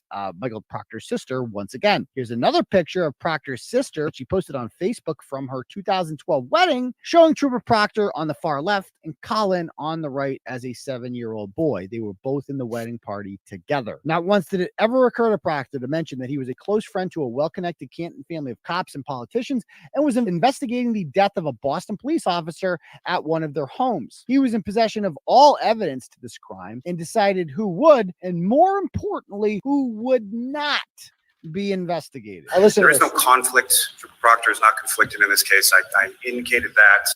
Colin Albert likes to get in fights and boast about it. A picture he posted on Visco shortly after the death of John O'Keefe shows his right knuckles covered in abrasions, indicating that he had punched someone or something recently. None of this has been made public, and the Norfolk County District Attorney's Office hasn't sent a mountain of exculpatory evidence to Karen Reed's defense attorneys until recently. This evidence that they've withheld includes DNA evidence from John's body that could prove whether or not a dog had bitten him, for instance, as well as a 2-minute video clip from the Canton Library, which would have shown whether or not Karen Reed's taillight was broken after dropping John O'Keefe off at 34 Fairview Road, because if it wasn't broken, that means that she didn't hit him with her car.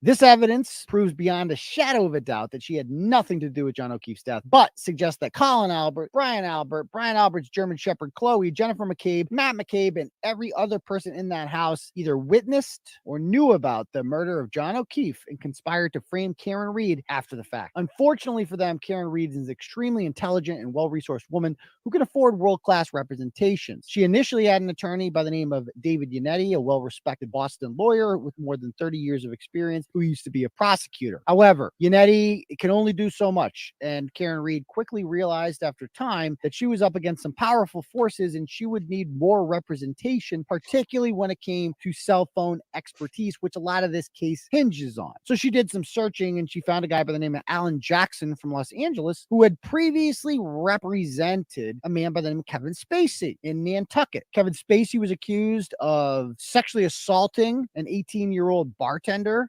But later we found out through the use of forensic technology that the quote unquote victim and his mother had deleted a number of incriminating messages that showed that the boy was not actually a victim at all. Her attorneys filed a motion demanding a forensic audit of Jennifer McCabe and Brian Albert's cell phones and for all communications before and after O'Keefe's death. However, to this day, they have not gotten Albert's cell phone. Jennifer McCabe, on the other hand, voluntarily handed over her phone, thinking that if she deleted enough information, no one would find it. And indeed, that initially worked. State Police Detective Nicholas Guarino claimed to do a full extraction of her phone, and nothing really incriminating came back. But it didn't smell right to Alan Jackson. So they did another search of her phone, and they hired a man by the name of Richard Green, an expert in his field. And Richard Green did a much more thorough and expensive search into Jennifer McCabe's phone. What they discovered in April was shocking. They found that the Norfolk County DA's office intentionally hid evidence showing that Jennifer McCabe had searched, quote, how long to die in cold, except she spelled it H-O-S, Hoss long to die in cold, at 2:27 a.m. on the night that John O'Keefe died. Well, how could she do that if she thought, why would she do that? More importantly, if she believed, as she told Trooper Proctor, that John O'Keefe had gone home and gone to bed, why would he possibly be dying in the cold? Unless, of course, the plan was to put his body in the cold so that he died from hypothermia.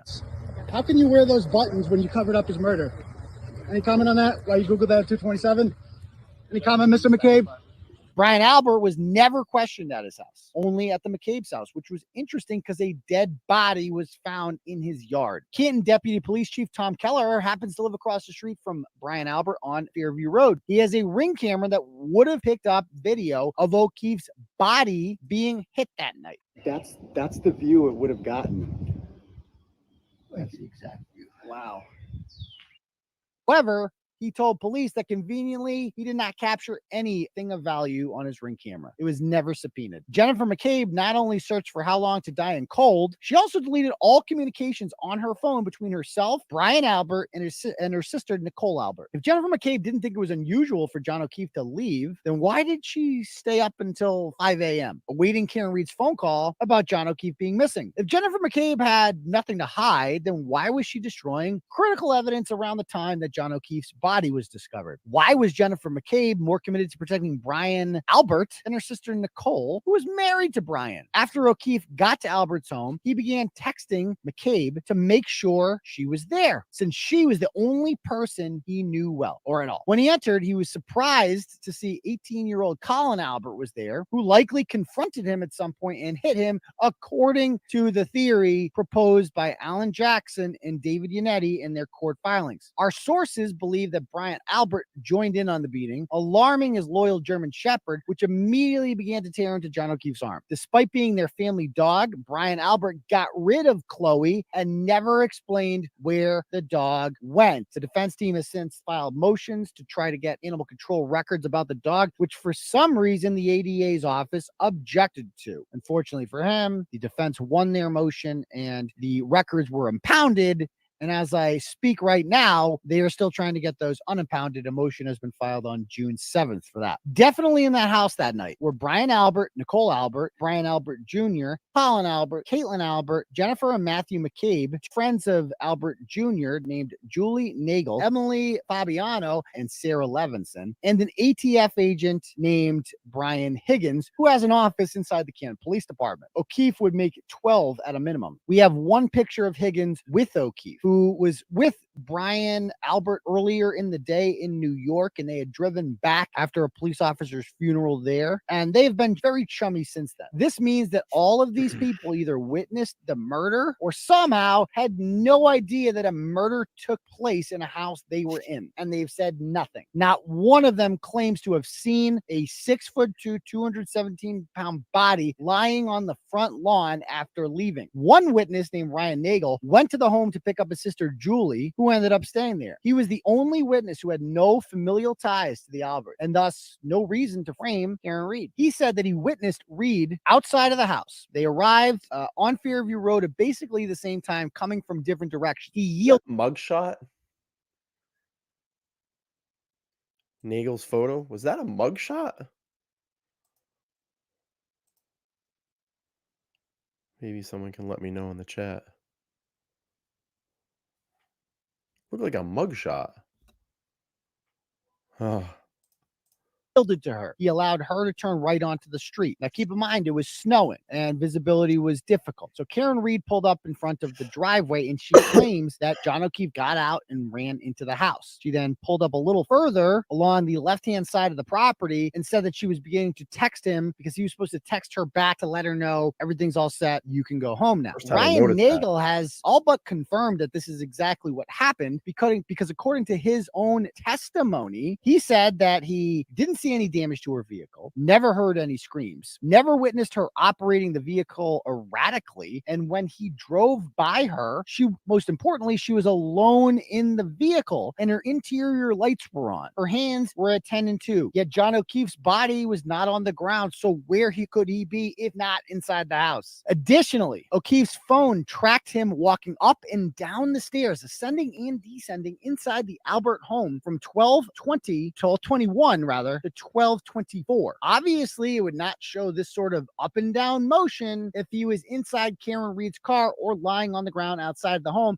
And remember, the cell phone says he's in there between 12:21 and 12:24. Jennifer McCabe said he did not arrive there until 12:30. State police and the DA's office deliberately kept all of this information from the defense, including Jennifer McCabe's incriminating Google search. Jennifer McCabe's cell phone analysis shows that she left the Albert house at 1:47 a.m. with Matthew McCabe, Julie Nagel, and Sarah Levinson. Alan Jackson asserted in his filings that she gave the other two a ride home because they lived near Meadows Ave and she wanted to drive by John O'Keefe's house to see if Karen Reed was up to understand whether or not they had time to get rid of his body or whether or not she was up wondering where he was. So she dropped them both off at 2:27. Her Apple Watch recorded her going to her bedroom and Googling how long to die in cold, despite previously telling police that she assumed that John O'Keefe had gone home with Karen Reed. Why would she Google that if she thought he was home sleeping? A normal person after a night of drinking would be sleeping at 2:30 a.m. McCabe, instead of going to bed, elected to pace around her house nervously. That's what the Apple Health data shows, waiting for Karen Reed to contact her and ask where O'Keefe was. Somehow she anticipated this happening despite allegedly having no idea that John O'Keefe was missing. McCabe waited up for Reed because, number one, she needed to be with her when Reed discovered the body so that she could control the narrative with the police. And number two, she needed to put the idea in Reed's head that she might have accidentally hit and killed John O'Keefe while driving drunk and had no recollection of it. Reed truly believed that she might have done this and was distraught. His body was staged at the exact place where she was seen dropping him off before leaving. Although it is interesting that they claim that she did a 3-point turn, but only Michael Proctor claims that. He claims that Reed told him that she did a 3-point turn, except that makes no sense. That, of course, would be the only way that she could have backed into John O'Keefe is if she did a 3-point turn.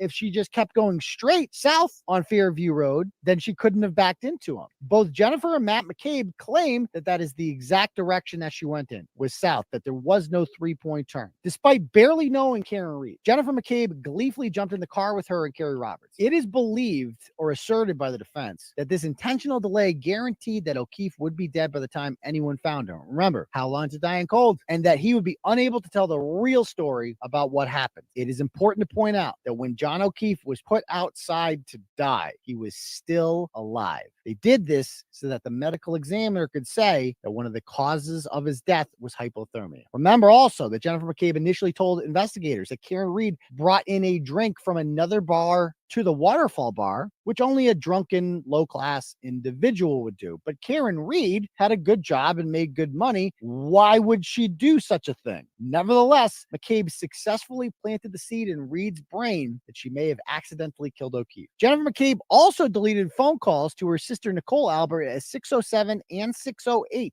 Those are now gone. They were 7 and 9 seconds long, and someone answered that phone. Now, ADA Lally has since claimed that that's evidence that the calls went to voicemail, except only unanswered calls go to voicemail, and that makes no sense. This proved that McCabe had made them aware that there was a dead body outside of their house. There was not enough time for her to explain, oh my God, there's a dead body out here. I don't know what's going on, but there was plenty of time in 7 to 9 seconds to say, Karen Reed is here, don't come outside. This proved that McCabe made them aware that there was a dead body outside the house. Yet Brian Albert, a veteran veteran Boston police officer and trained first responder did not even come outside, despite the fact that there were a plethora of emergency vehicles, a lot of people making noises, blue and red lights flashing everywhere, and radios going off. And oh yeah, a screaming, hysterical woman on his front lawn named Karen Reed. A broken cocktail glass was found next to O'Keefe's body, which Canton police initially said was the murder weapon. O'Keefe's body was clearly visible as not much snow had accumulated, yet McCabe and Roberts didn't see it. Only Karen Reed did. After notifying the Alberts about the dead cop on their property, Jennifer McCabe Googled, quote, "How long does it take to digest food?" 10 minutes after finding a body. The presence of food particles in a dead person's stomach helped pathologists determine time of death. At this point, Jen McCabe was panicking because she knew how suspicious the "how long to die in cold" Google search was at 2:27 a.m. She decided to search for that same thing again. I don't want full names in the chat. If you're going to say anything, just initials. We need to be, you know what I mean. We don't say the witnesses' names. Okay? We don't say the witnesses' names. After discovering O'Keefe's body, hoping that it would make it look less suspicious. And as this might be something a person might Google after finding a body outside. In doing so, she hoped that it would make the first search disappear. Unfortunately, she spelled the words wrong. If you don't like what I do here, unsubscribe. If you don't like what I do here, unsubscribe. Don't know what to tell you. It's my show, my platform. First time she searched it, not even close. We have an incredibly supportive crowd in here. And we have a incredibly respective crowd in here. So I don't know what to tell you, dude. You don't like it? See ya. Doors that way, or that way, or that way, or that way. X is at the top. They were original Haas Long to Die in Cold. The second time, she spelt it the exact same way. Haas Long to Die in Cold. Not how. This was intentional. She later told law enforcement that it was Karen Reed who told her to Google that. Luckily for McCabe, Brian Albert's brother is a Canton cop. His other brother is a selectman. His neighbor is the deputy chief. And the trooper in charge of the investigation was a close family friend who helped cover up the murder. It was going to be covered up regardless. When you thought that Jennifer McCabe couldn't get any lower, she also has been sharing fundraisers for John O'Keefe despite helping to cover up for his murder. Jennifer McCabe goes to every single court date. She comforts the family of John O'Keefe. She has John O'Keefe's badge number decaled on the back of her car. She has blue lights in front of her house and constantly wears thin blue line stuff everywhere. She is utterly shameless. Obviously, Jennifer McCabe did not kill John O'Keefe since she's not physically capable of that, but Brian Albert, Colin Albert, and the dog were more than capable of that, and Colin Albert had the motive. McCabe was just the quarterback of the cover-up and seemed to want to protect Brian Albert. Yeah, you want to talk, you can put initials. You're smart. You're a smart crowd. You're all a smart crowd. You get it. More than even his own wife did. Take from that what you will. Jennifer McCabe would never have been able to cover up this murder without the assistance of all I'm doing is just playing a document series. That's it. Just playing a documentary. That's it. That's all we're doing. Watching a documentary.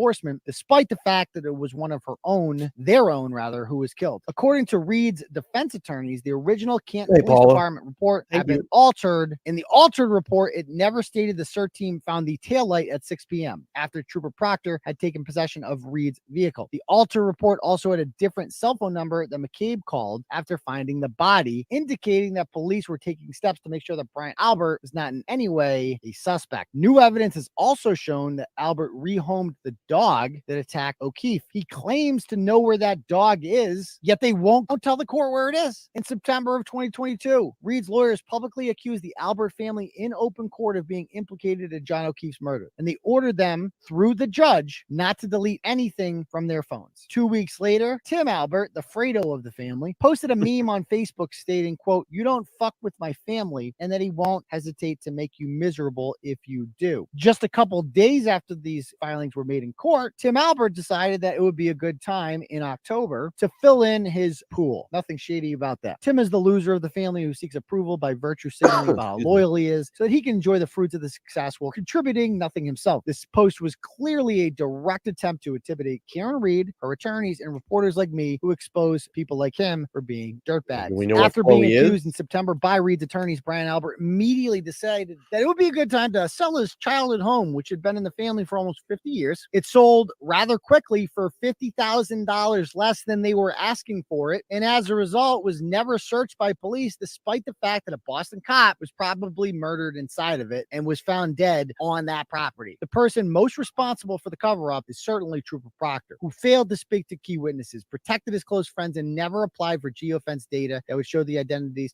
of every person in that house that night. We later found out that he lied about what time that he arrived at Karen Reed's parents' house in order to have the car by himself for 1 hour and 18 minutes. We also found out that in his reports, he intentionally misspelled the names of at least 4 witnesses, including Sarah Levinson, Caitlin Albert, a woman by the name of Emily Fabiano, and Catherine Duty, whose father, Charles Duty, happens to be the town moderator and was the chief of the Canton Police Department at the time that John O'Keefe died. However, Brian Albert didn't mention until April of 2022 in front of a grand jury that his dog was aggressive and not great with strangers. Despite being at an after party, everyone at 34 Fairview Road fled the home within an hour after O'Keefe had arrived. Cool party. Remember, they allegedly had no idea he was dead, so why would they all leave the scene of the crime? They're there to party. Canton police use red Solo cups to store blood evidence at Elizabeth, thank you for the 5 on Cash App. I appreciate it.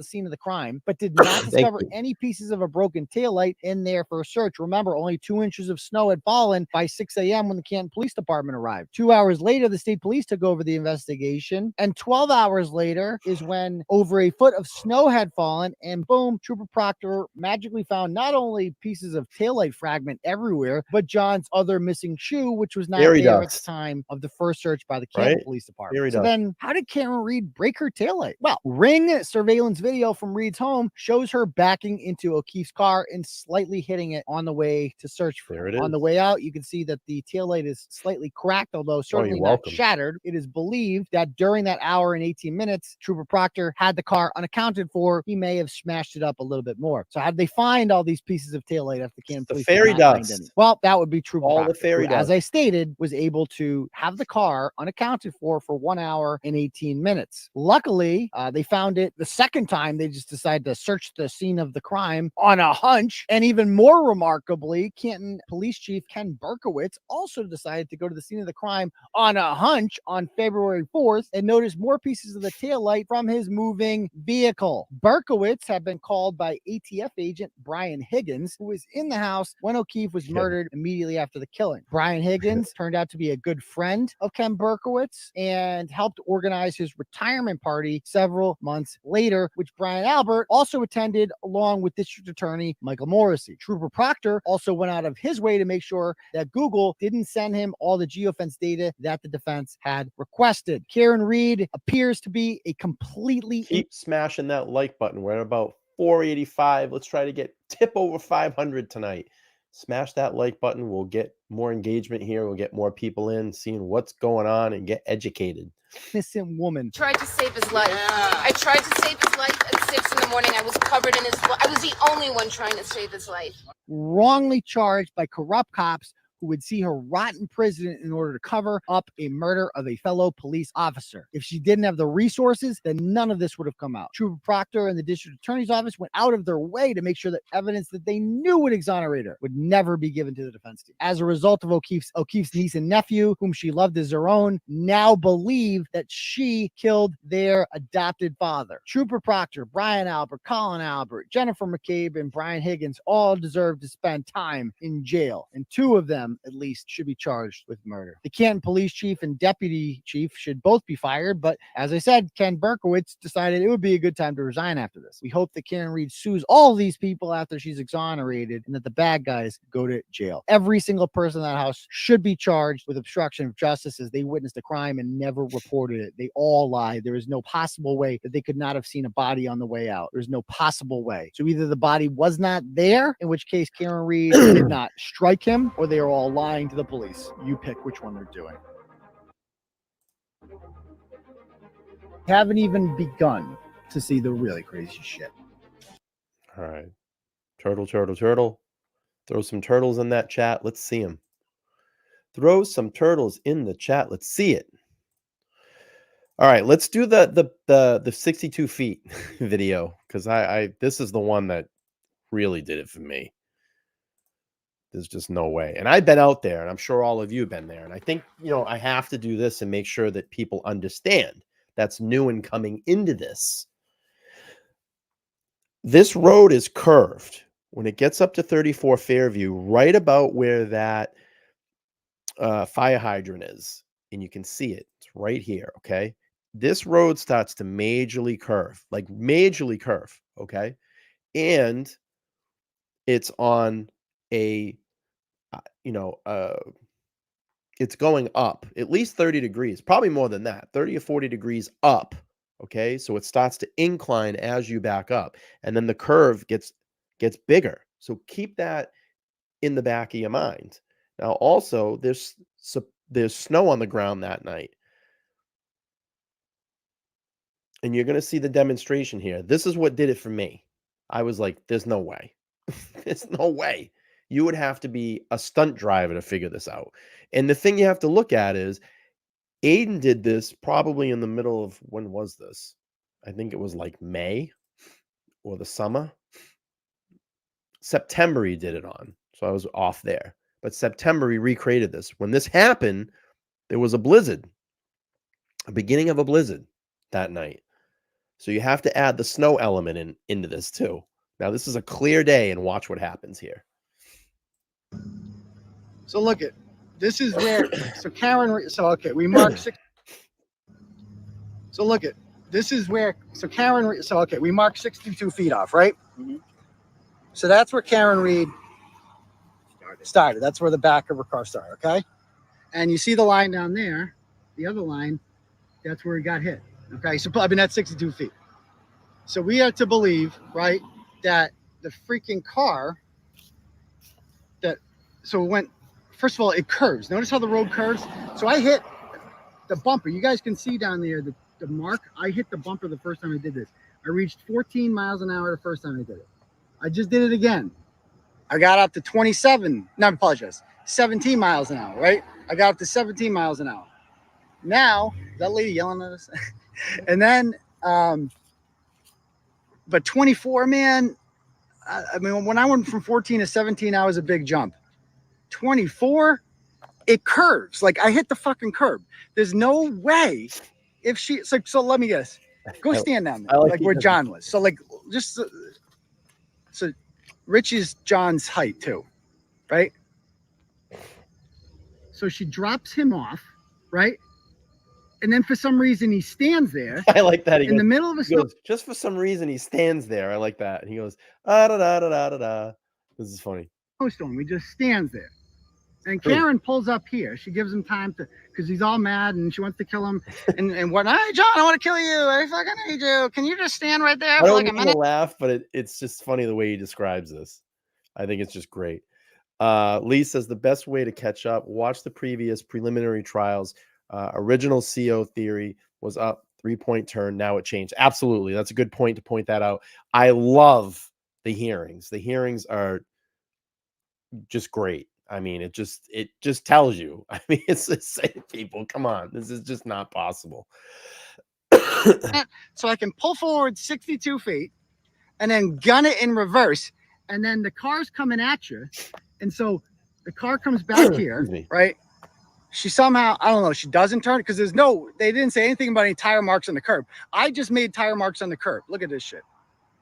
So John is standing right here where the car comes back and he just doesn't go in. Like, why did she drop him off right here? We've been over this. Why did she drop him off right here? People off. Who drops people off like seriously 85 to 100 feet from that house?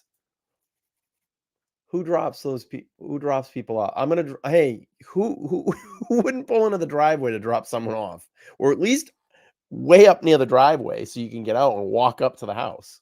Who pulls way up here and they're like, yeah, just walk up. and not in the driveway, right? And he just stands here. And he's like, yeah, just hit me because I feel like dying today. And then, again, see this right over here? Those are my tire marks because I didn't turn it. I didn't turn the wheel. So I hit the freaking curb. So Karen's car is a tank. So she hits him, right? And somehow his body goes that way. Maybe he tried to get out of the way, because that's what they're saying. And they just knock it that way. And then, so then what? How does she not run him over? Like, so it says it keeps going. So she hits him with the back of her car, with the the right back of the car. That's how far away it is, right? And just boom, hits him there. How the hell does he get the head injuries? And the arm wounds, right? And the arm wounds. It's all grass. He ran him over, but the undercarriage got him. But it couldn't, according to this theory, he just go flying. Yeah. Shoe comes off, hat comes off. Yeah. How do you get the scratches? How do you get the scratches that way? Dog bites. The dog bites, whatever. Oh no, whatever. The abrasions, I'm not a medical examiner, so what do I know? But that's fucked up. So we're gonna try it again. We're gonna try doing this one more time. You want to do one more time? Yeah. Let's see what we can reach this time. Let's go. Running.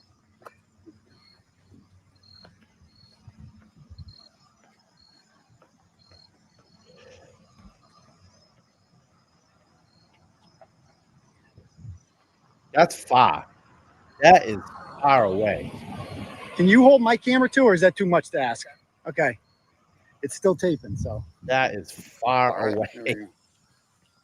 So how, and I think he's going to pull up a little bit here, but how the hell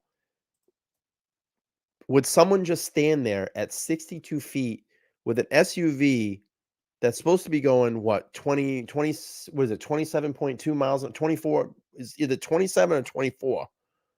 I thought it was 27. 27.2, and I'm probably wrong, and maybe you will all correct me. Is it 24?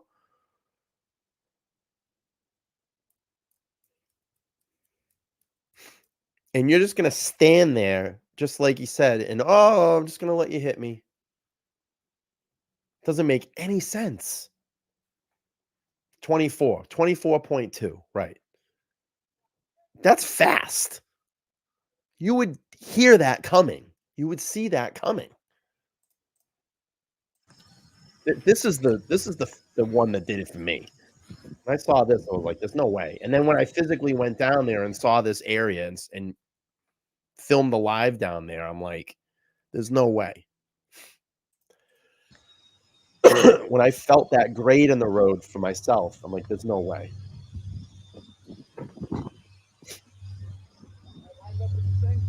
Yep.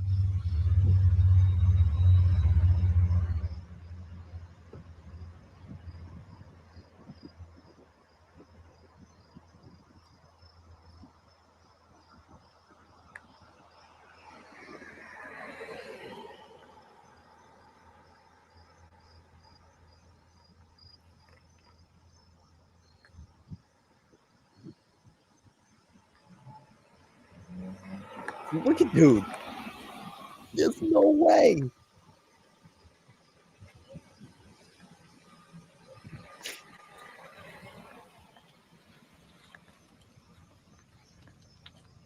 So they won't play this in the courtroom, but they're going to have their own experts. Believe me.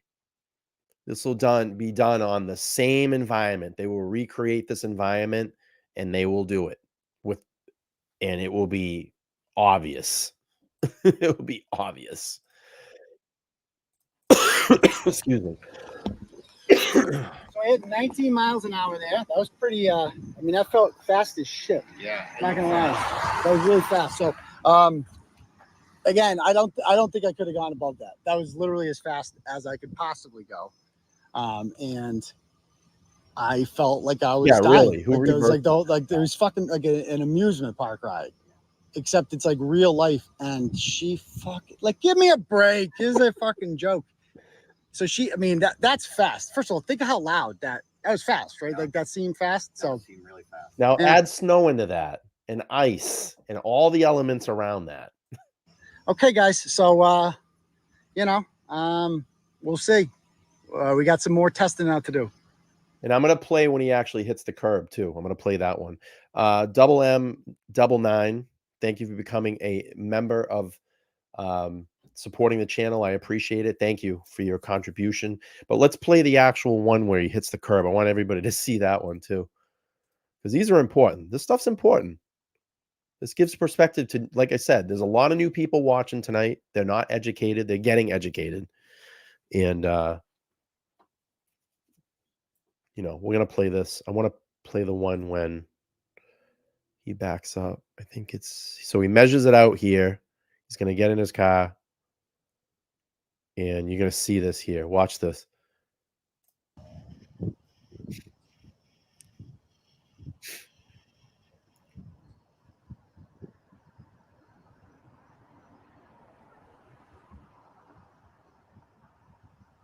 Oh, thanks, Greg. I appreciate it. Thanks for being here. I appreciate it.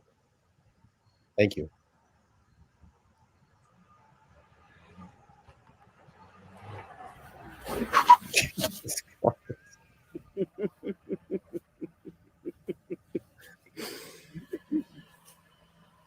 There's no way.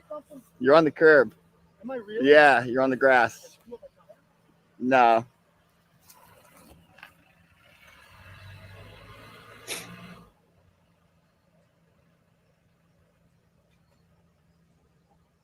He's still on the curb.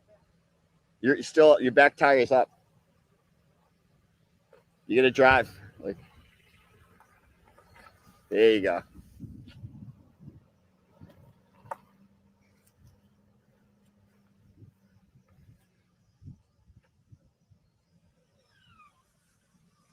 How fast did you go? 14. 14. Wow. That was 14. That was as fast. I mean, anything. I got to 13. I'm like scared. Yeah. Out of control. At Yeah. 14. That looked fast to me too. How fast? Like really fast? Coming at me pretty fast. I kind of jumped a little bit out of the Really? way. Yeah, you went right up on it. You can see your tire mark. Where? Oh, I actually made a tire mark? Yeah, right here. That's where your tire Oh, was. yeah. But there was no tire marks when she did. She's better at this. She's really good at this. I mean, that's a 1 in a million shot because there's an angle too. She would have had to cut the wheel It's hard, exactly. yeah, it's like, dude, it comes at you fast. Like, Yeah. How do you? Let me try that again. Okay. Let me try it again. You want to send up the drone? Is that okay? You want to? Are you in a rush? No, let's do it. Let's do it. And that house right there, dun, dun, dun. So all you first timers watching, this house has a positional camera right here. And ironically, the footage was lost. That would have showed everything. Right? That house right there. There's a camera right there. I've seen the camera when I walk the neighborhood. I'm like, holy shit, that camera's right there. And just, it's crazy. That footage is gone.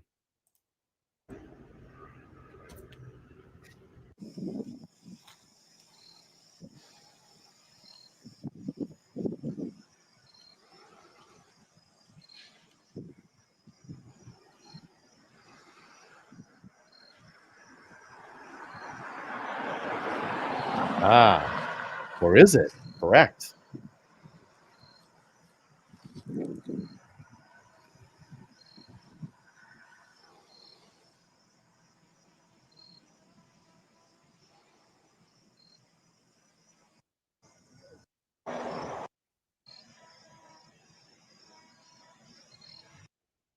Having a person there and doing that, like that's fucking. Like it can't be manslaughter. Like if she did that on purpose, which she didn't, obviously, because she's not. You have to be a fucking psycho. Right. That's all the time thinking that. Like you gotta be fucking psycho to do something like that. For sure. So no fucking way. I mean that's seven. That seemed fast. Yeah. I don't think it could have gone faster than that. I mean, dude, fucking reckless in the snow too. Think of how loud that would have been. Yeah, and she would have pulled forward and then do that, and he's just standing here. And my car can accelerate faster than hers too. Right. So you know, we'll see. And what would he be doing just standing there? I don't know. I guess he just wants to get hit. Yeah. I don't know. He just wants to get. I'm gonna go take a picture of this guy. He wanted me to Okay. take a picture.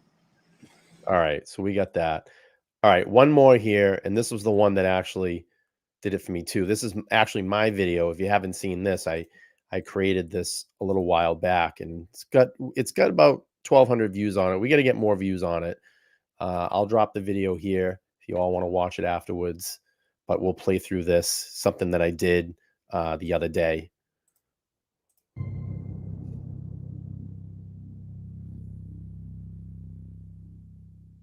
Hey, everybody. Brian here from the LTL True Crime Podcast. And what I've done here is enhanced the video of Karen Reed backing out and hitting John O'Keefe's SUV on her way back to 34 Fairview. I just played this recently in a live show with Tom CPU. We did some commentary over it. I'm going to drop that video as well. I've cut that down into a little clip and you'll see that launch. But I wanted to do this full screen so everybody can see it.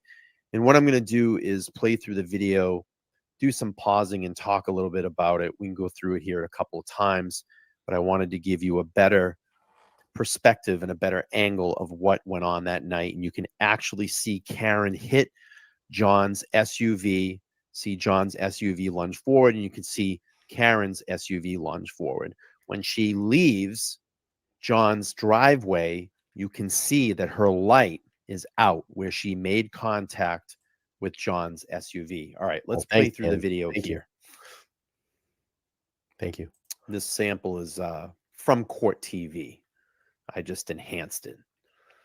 So you can see her backing out. You can see it in large. Bam, right there. Her car moves forward. I mean, you can see her SUV. I'll put some arrows in here so you can see it. Let's back up.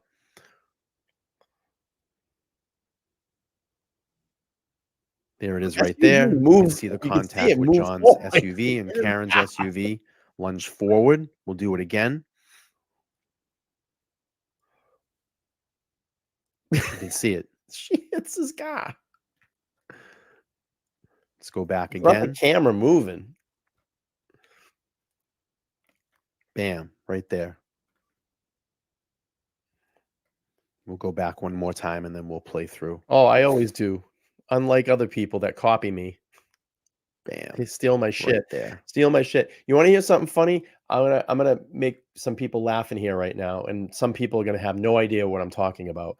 So tomorrow, the creator that I'm talking about is gonna update us all on the Chelsea Grim case. And you know how they're gonna do that?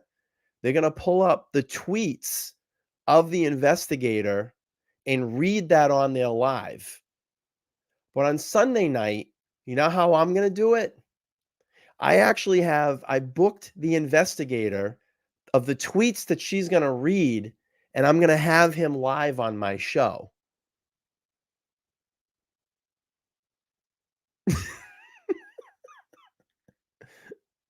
She's going to look like a moron. I have Steve from SF Investigates coming on my show Sunday night to update us on the latest information on the Chelsea Grim case. But tomorrow night, this said creator is going to pull up his tweets and make a whole show out of it and talk about it like she's been this super investigator in Chelsea Grim's case.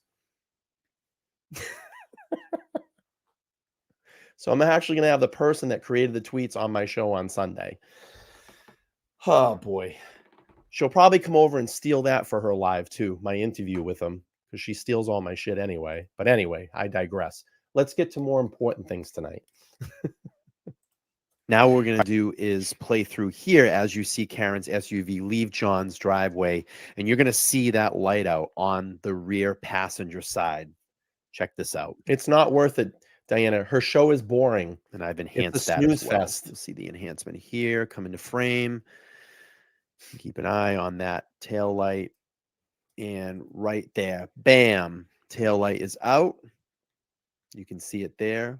Driver's side is fully illuminated. Passenger side is out. Driver's side fully illuminated. The funny thing is, she admitted to me in an email that she stole my shit.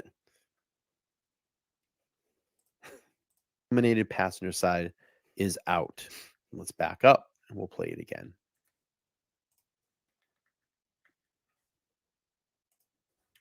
You can see it come into frame here. This was pretty good editing. I have to kind of tap myself in the back. Bam. The timing was good. Passenger side out.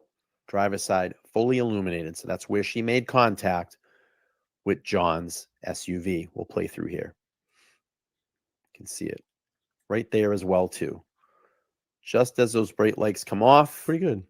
and the normal running lights turn back on, you have the Actually passenger turned out really side good. I'm happy with the where it video. made contact out and fully illuminated on the driver's We side. do more Let's stuff. watch her pull out, and then we'll rewind it.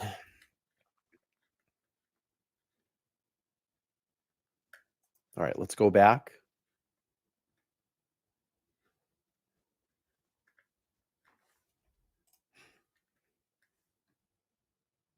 We'll go back again.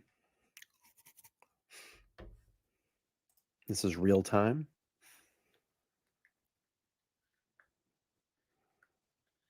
And one more time, and then I'll give you a full playthrough.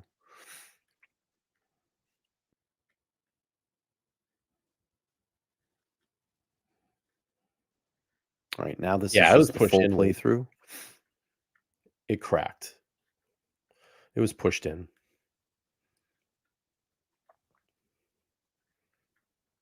You can see it right there where she makes contact and the car moves forward. Right there. Boom. You can see her car move forward.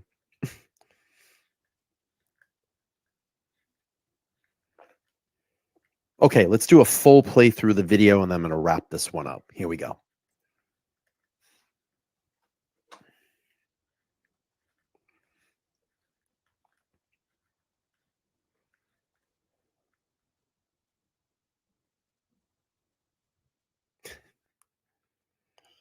Clearly see it.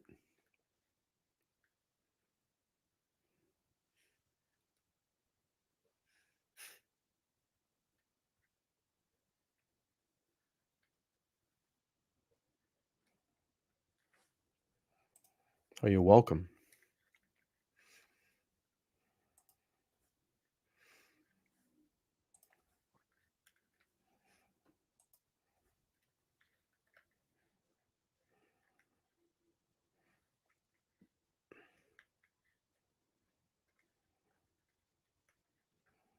See it make contact right there. Bam.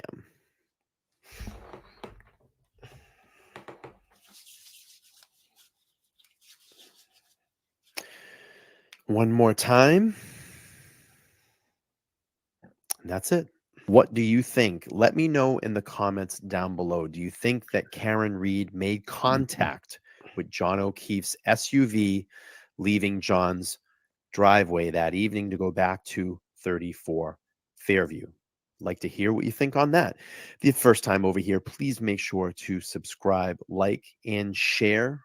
And we always, like I said, love the comments down below. If you'd like to support this channel, I have a link that's pinned down there below. Buy me a coffee. You can support the channel that way as well. And as always, I am Brian. This is the LTL True Crime Podcast.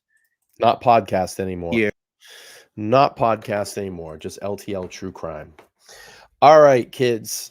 I think that's going to conclude tonight's show.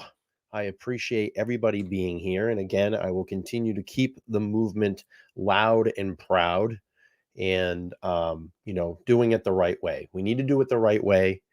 We need to respect the wishes of Bradel right now, Aiden's lawyer. We don't say the witnesses' names, and we keep everything, I want you to do your standouts. I want you to do your support. I want you to spread the awareness. That's the most important thing. But we need to stand by this right now because this is very important. Very, very important. And, we'll keep the movement strong. I'm sure I'll see a lot of you out there. Excuse me. Still recovering. I'm sure I'll see a lot of you out there on the 5th. And I'll let everybody know, since I have about 422 people, don't run out of here yet. Someone's asking about my next live. I stream just about every single night at 8:15 p.m. Eastern Standard Time. Everybody's going to go, I never get your notifications. You don't need to wait for a notification. Just come here at 8:15 p.m. Eastern Standard Time. You can check and see what subject what case or subject I'm covering that night. And if you want to come in the chat and hang out, you can. I'm going to be honest with you. I don't do Turtle Boy, Karen Reed, John O'Keefe's shows every night. I don't do it. I have other cases of interest that I am very involved with, and I cover those cases as well. But if you want to get educated on those cases, come by and hang out. And most of the time, or just not even most of the time, all the time, if I'm going to have any type of Turtle Boy, Karen Reed, John O'Keefe live, I will post it in the Facebook group, the large one, the John O'Keefe Turtle Boy one. I'll post it there. And I got to give a heads up to the Turtle Boy admin, because he's been forwarding a lot of my stuff on Turtle Boy's page. So I do appreciate that. So if the admin is watching, thank you, because you've been posting that on the Turtle Boy page while he's been away. And, that's been getting me some exposure as well, too. So thank you. I appreciate that. And I appreciate everybody that's been coming here and hanging out and, showing love and support over here. I'm trying to do my best. I want to do it the right way. We'll continue to do it the right way. We'll continue to support. And I appreciate it. Tomorrow night, I'm going to be going back to the Idaho 4 case, talking about that. And then on Sunday night, I have a fantastic guest. His name is Steve Fisher from SF Investigates. He was a lead PI on a case that I was following, the Chelsea Grimm case. This poor young lady that went missing out of San Diego, California, while she was in Arizona, traveling across to Connecticut. She went missing. And I did a comprehensive file and investigation about her. And it's a very personal case to me. And unfortunately, right now, there hasn't been any updates, and it's just been sad. But Steve has just recently been back out there in the Kaibib National Park in Arizona doing some drone searching and mapping of the area, because basically at this point right now, it is a recovery mission. And we need to find Chelsea. She deserves to come home. She doesn't deserve to be out in that desert. And Steve's been donating his time and going back out there. And there's still a few locals out there that are searching for her. And it's just a case that really bothers me. It does. It really bothers me. And Chelsea deserves to come home. So, listen, I appreciate everybody being in here again. 8:15 p.m. Eastern Standard Time. My times are probably going to change. I'm going back to work. And, it is what it is. But I'll try to keep diligent, keep pushing forward. The channel's had crazy momentum the last couple of weeks, and it's all because of you. You all have been pushing the channel, and I appreciate it. And I'll be doing another live soon. We'll get you updated. Listen, channels that you need to support right now: Tom CPU, The Glarer, The Young Jerks, Making Law Simple. Those are the channels that I align with. Those are the channels that I'd like you to align with, and I know that a lot of you do. So, listen, I'm going to reach out to those guys and try to coordinate so we're not kind of running over each other. I gave Mike his space the other day. I had a live that was planned, but Mike went on before me, and I just backed off and gave him his space. What happened with the Glarer tonight was he went a little bit earlier than me, and I already had this planned at 8:15, but I appreciate you all coming over after that show. I don't know if he shouted me out and told everybody to come over. If he did, Will, thank you. But I'd like to coordinate something with them if we can, so we can kind of connect all our streams if we're going to stream on the same nights. I think that would be cool. So I'll try to get something together. If not, listen, it's their channels. They can do what they want. I support them. And I recently just had a live with Will. So if you missed that, you can go over on my live tab on my homepage and check out that interview. It was really good. And I had an interview with Turtle Boy here too. So seek that out. It was in October. If you missed that live, check it out. It's a great live. All right, everybody. I'm going to get out of here. Awesome. Great. Yeah, Will's great. We had a lot of fun. We had a lot of fun on the show, and hopefully we can all get on a panel someday and talk about this. All right, everybody. I'm going to get out of here. It's late at night. Hope everybody has a amazing night tonight, and I'll see you all back soon. Thanks for the support. I really do appreciate it. Real quick, Micro Kimmy, thank you so much. New member for the 5. Carrie dropped 5. Thank you. Christine, new member. Thank you. Carrie dropped 10. Thank you. Catherine, a new member. Morgan for the 5. Lee for the 5. Lee again for the 5. Peter, new member. Diana with the 4. Thank you. Lee again with the 5. Carrie with the 10. Thank you. 1999 from Christine. Thank you. Lee, another 4. Geez, thank you. And double, becoming a new member. And then everybody that made a donation through Buy Me a Coffee. I appreciate that. The support. I'm trying to become a full-time creator. It's what I want to do here. And by the end of 2024, I want to make this a reality. And everybody that Cash Apped and PayPal tonight too. Thank you. I appreciate it. Okay. I'm going to bounce out. Everybody have a great night. Be safe. Keep the movement going. Be smart. We'll talk to you all soon. Thanks. Good night.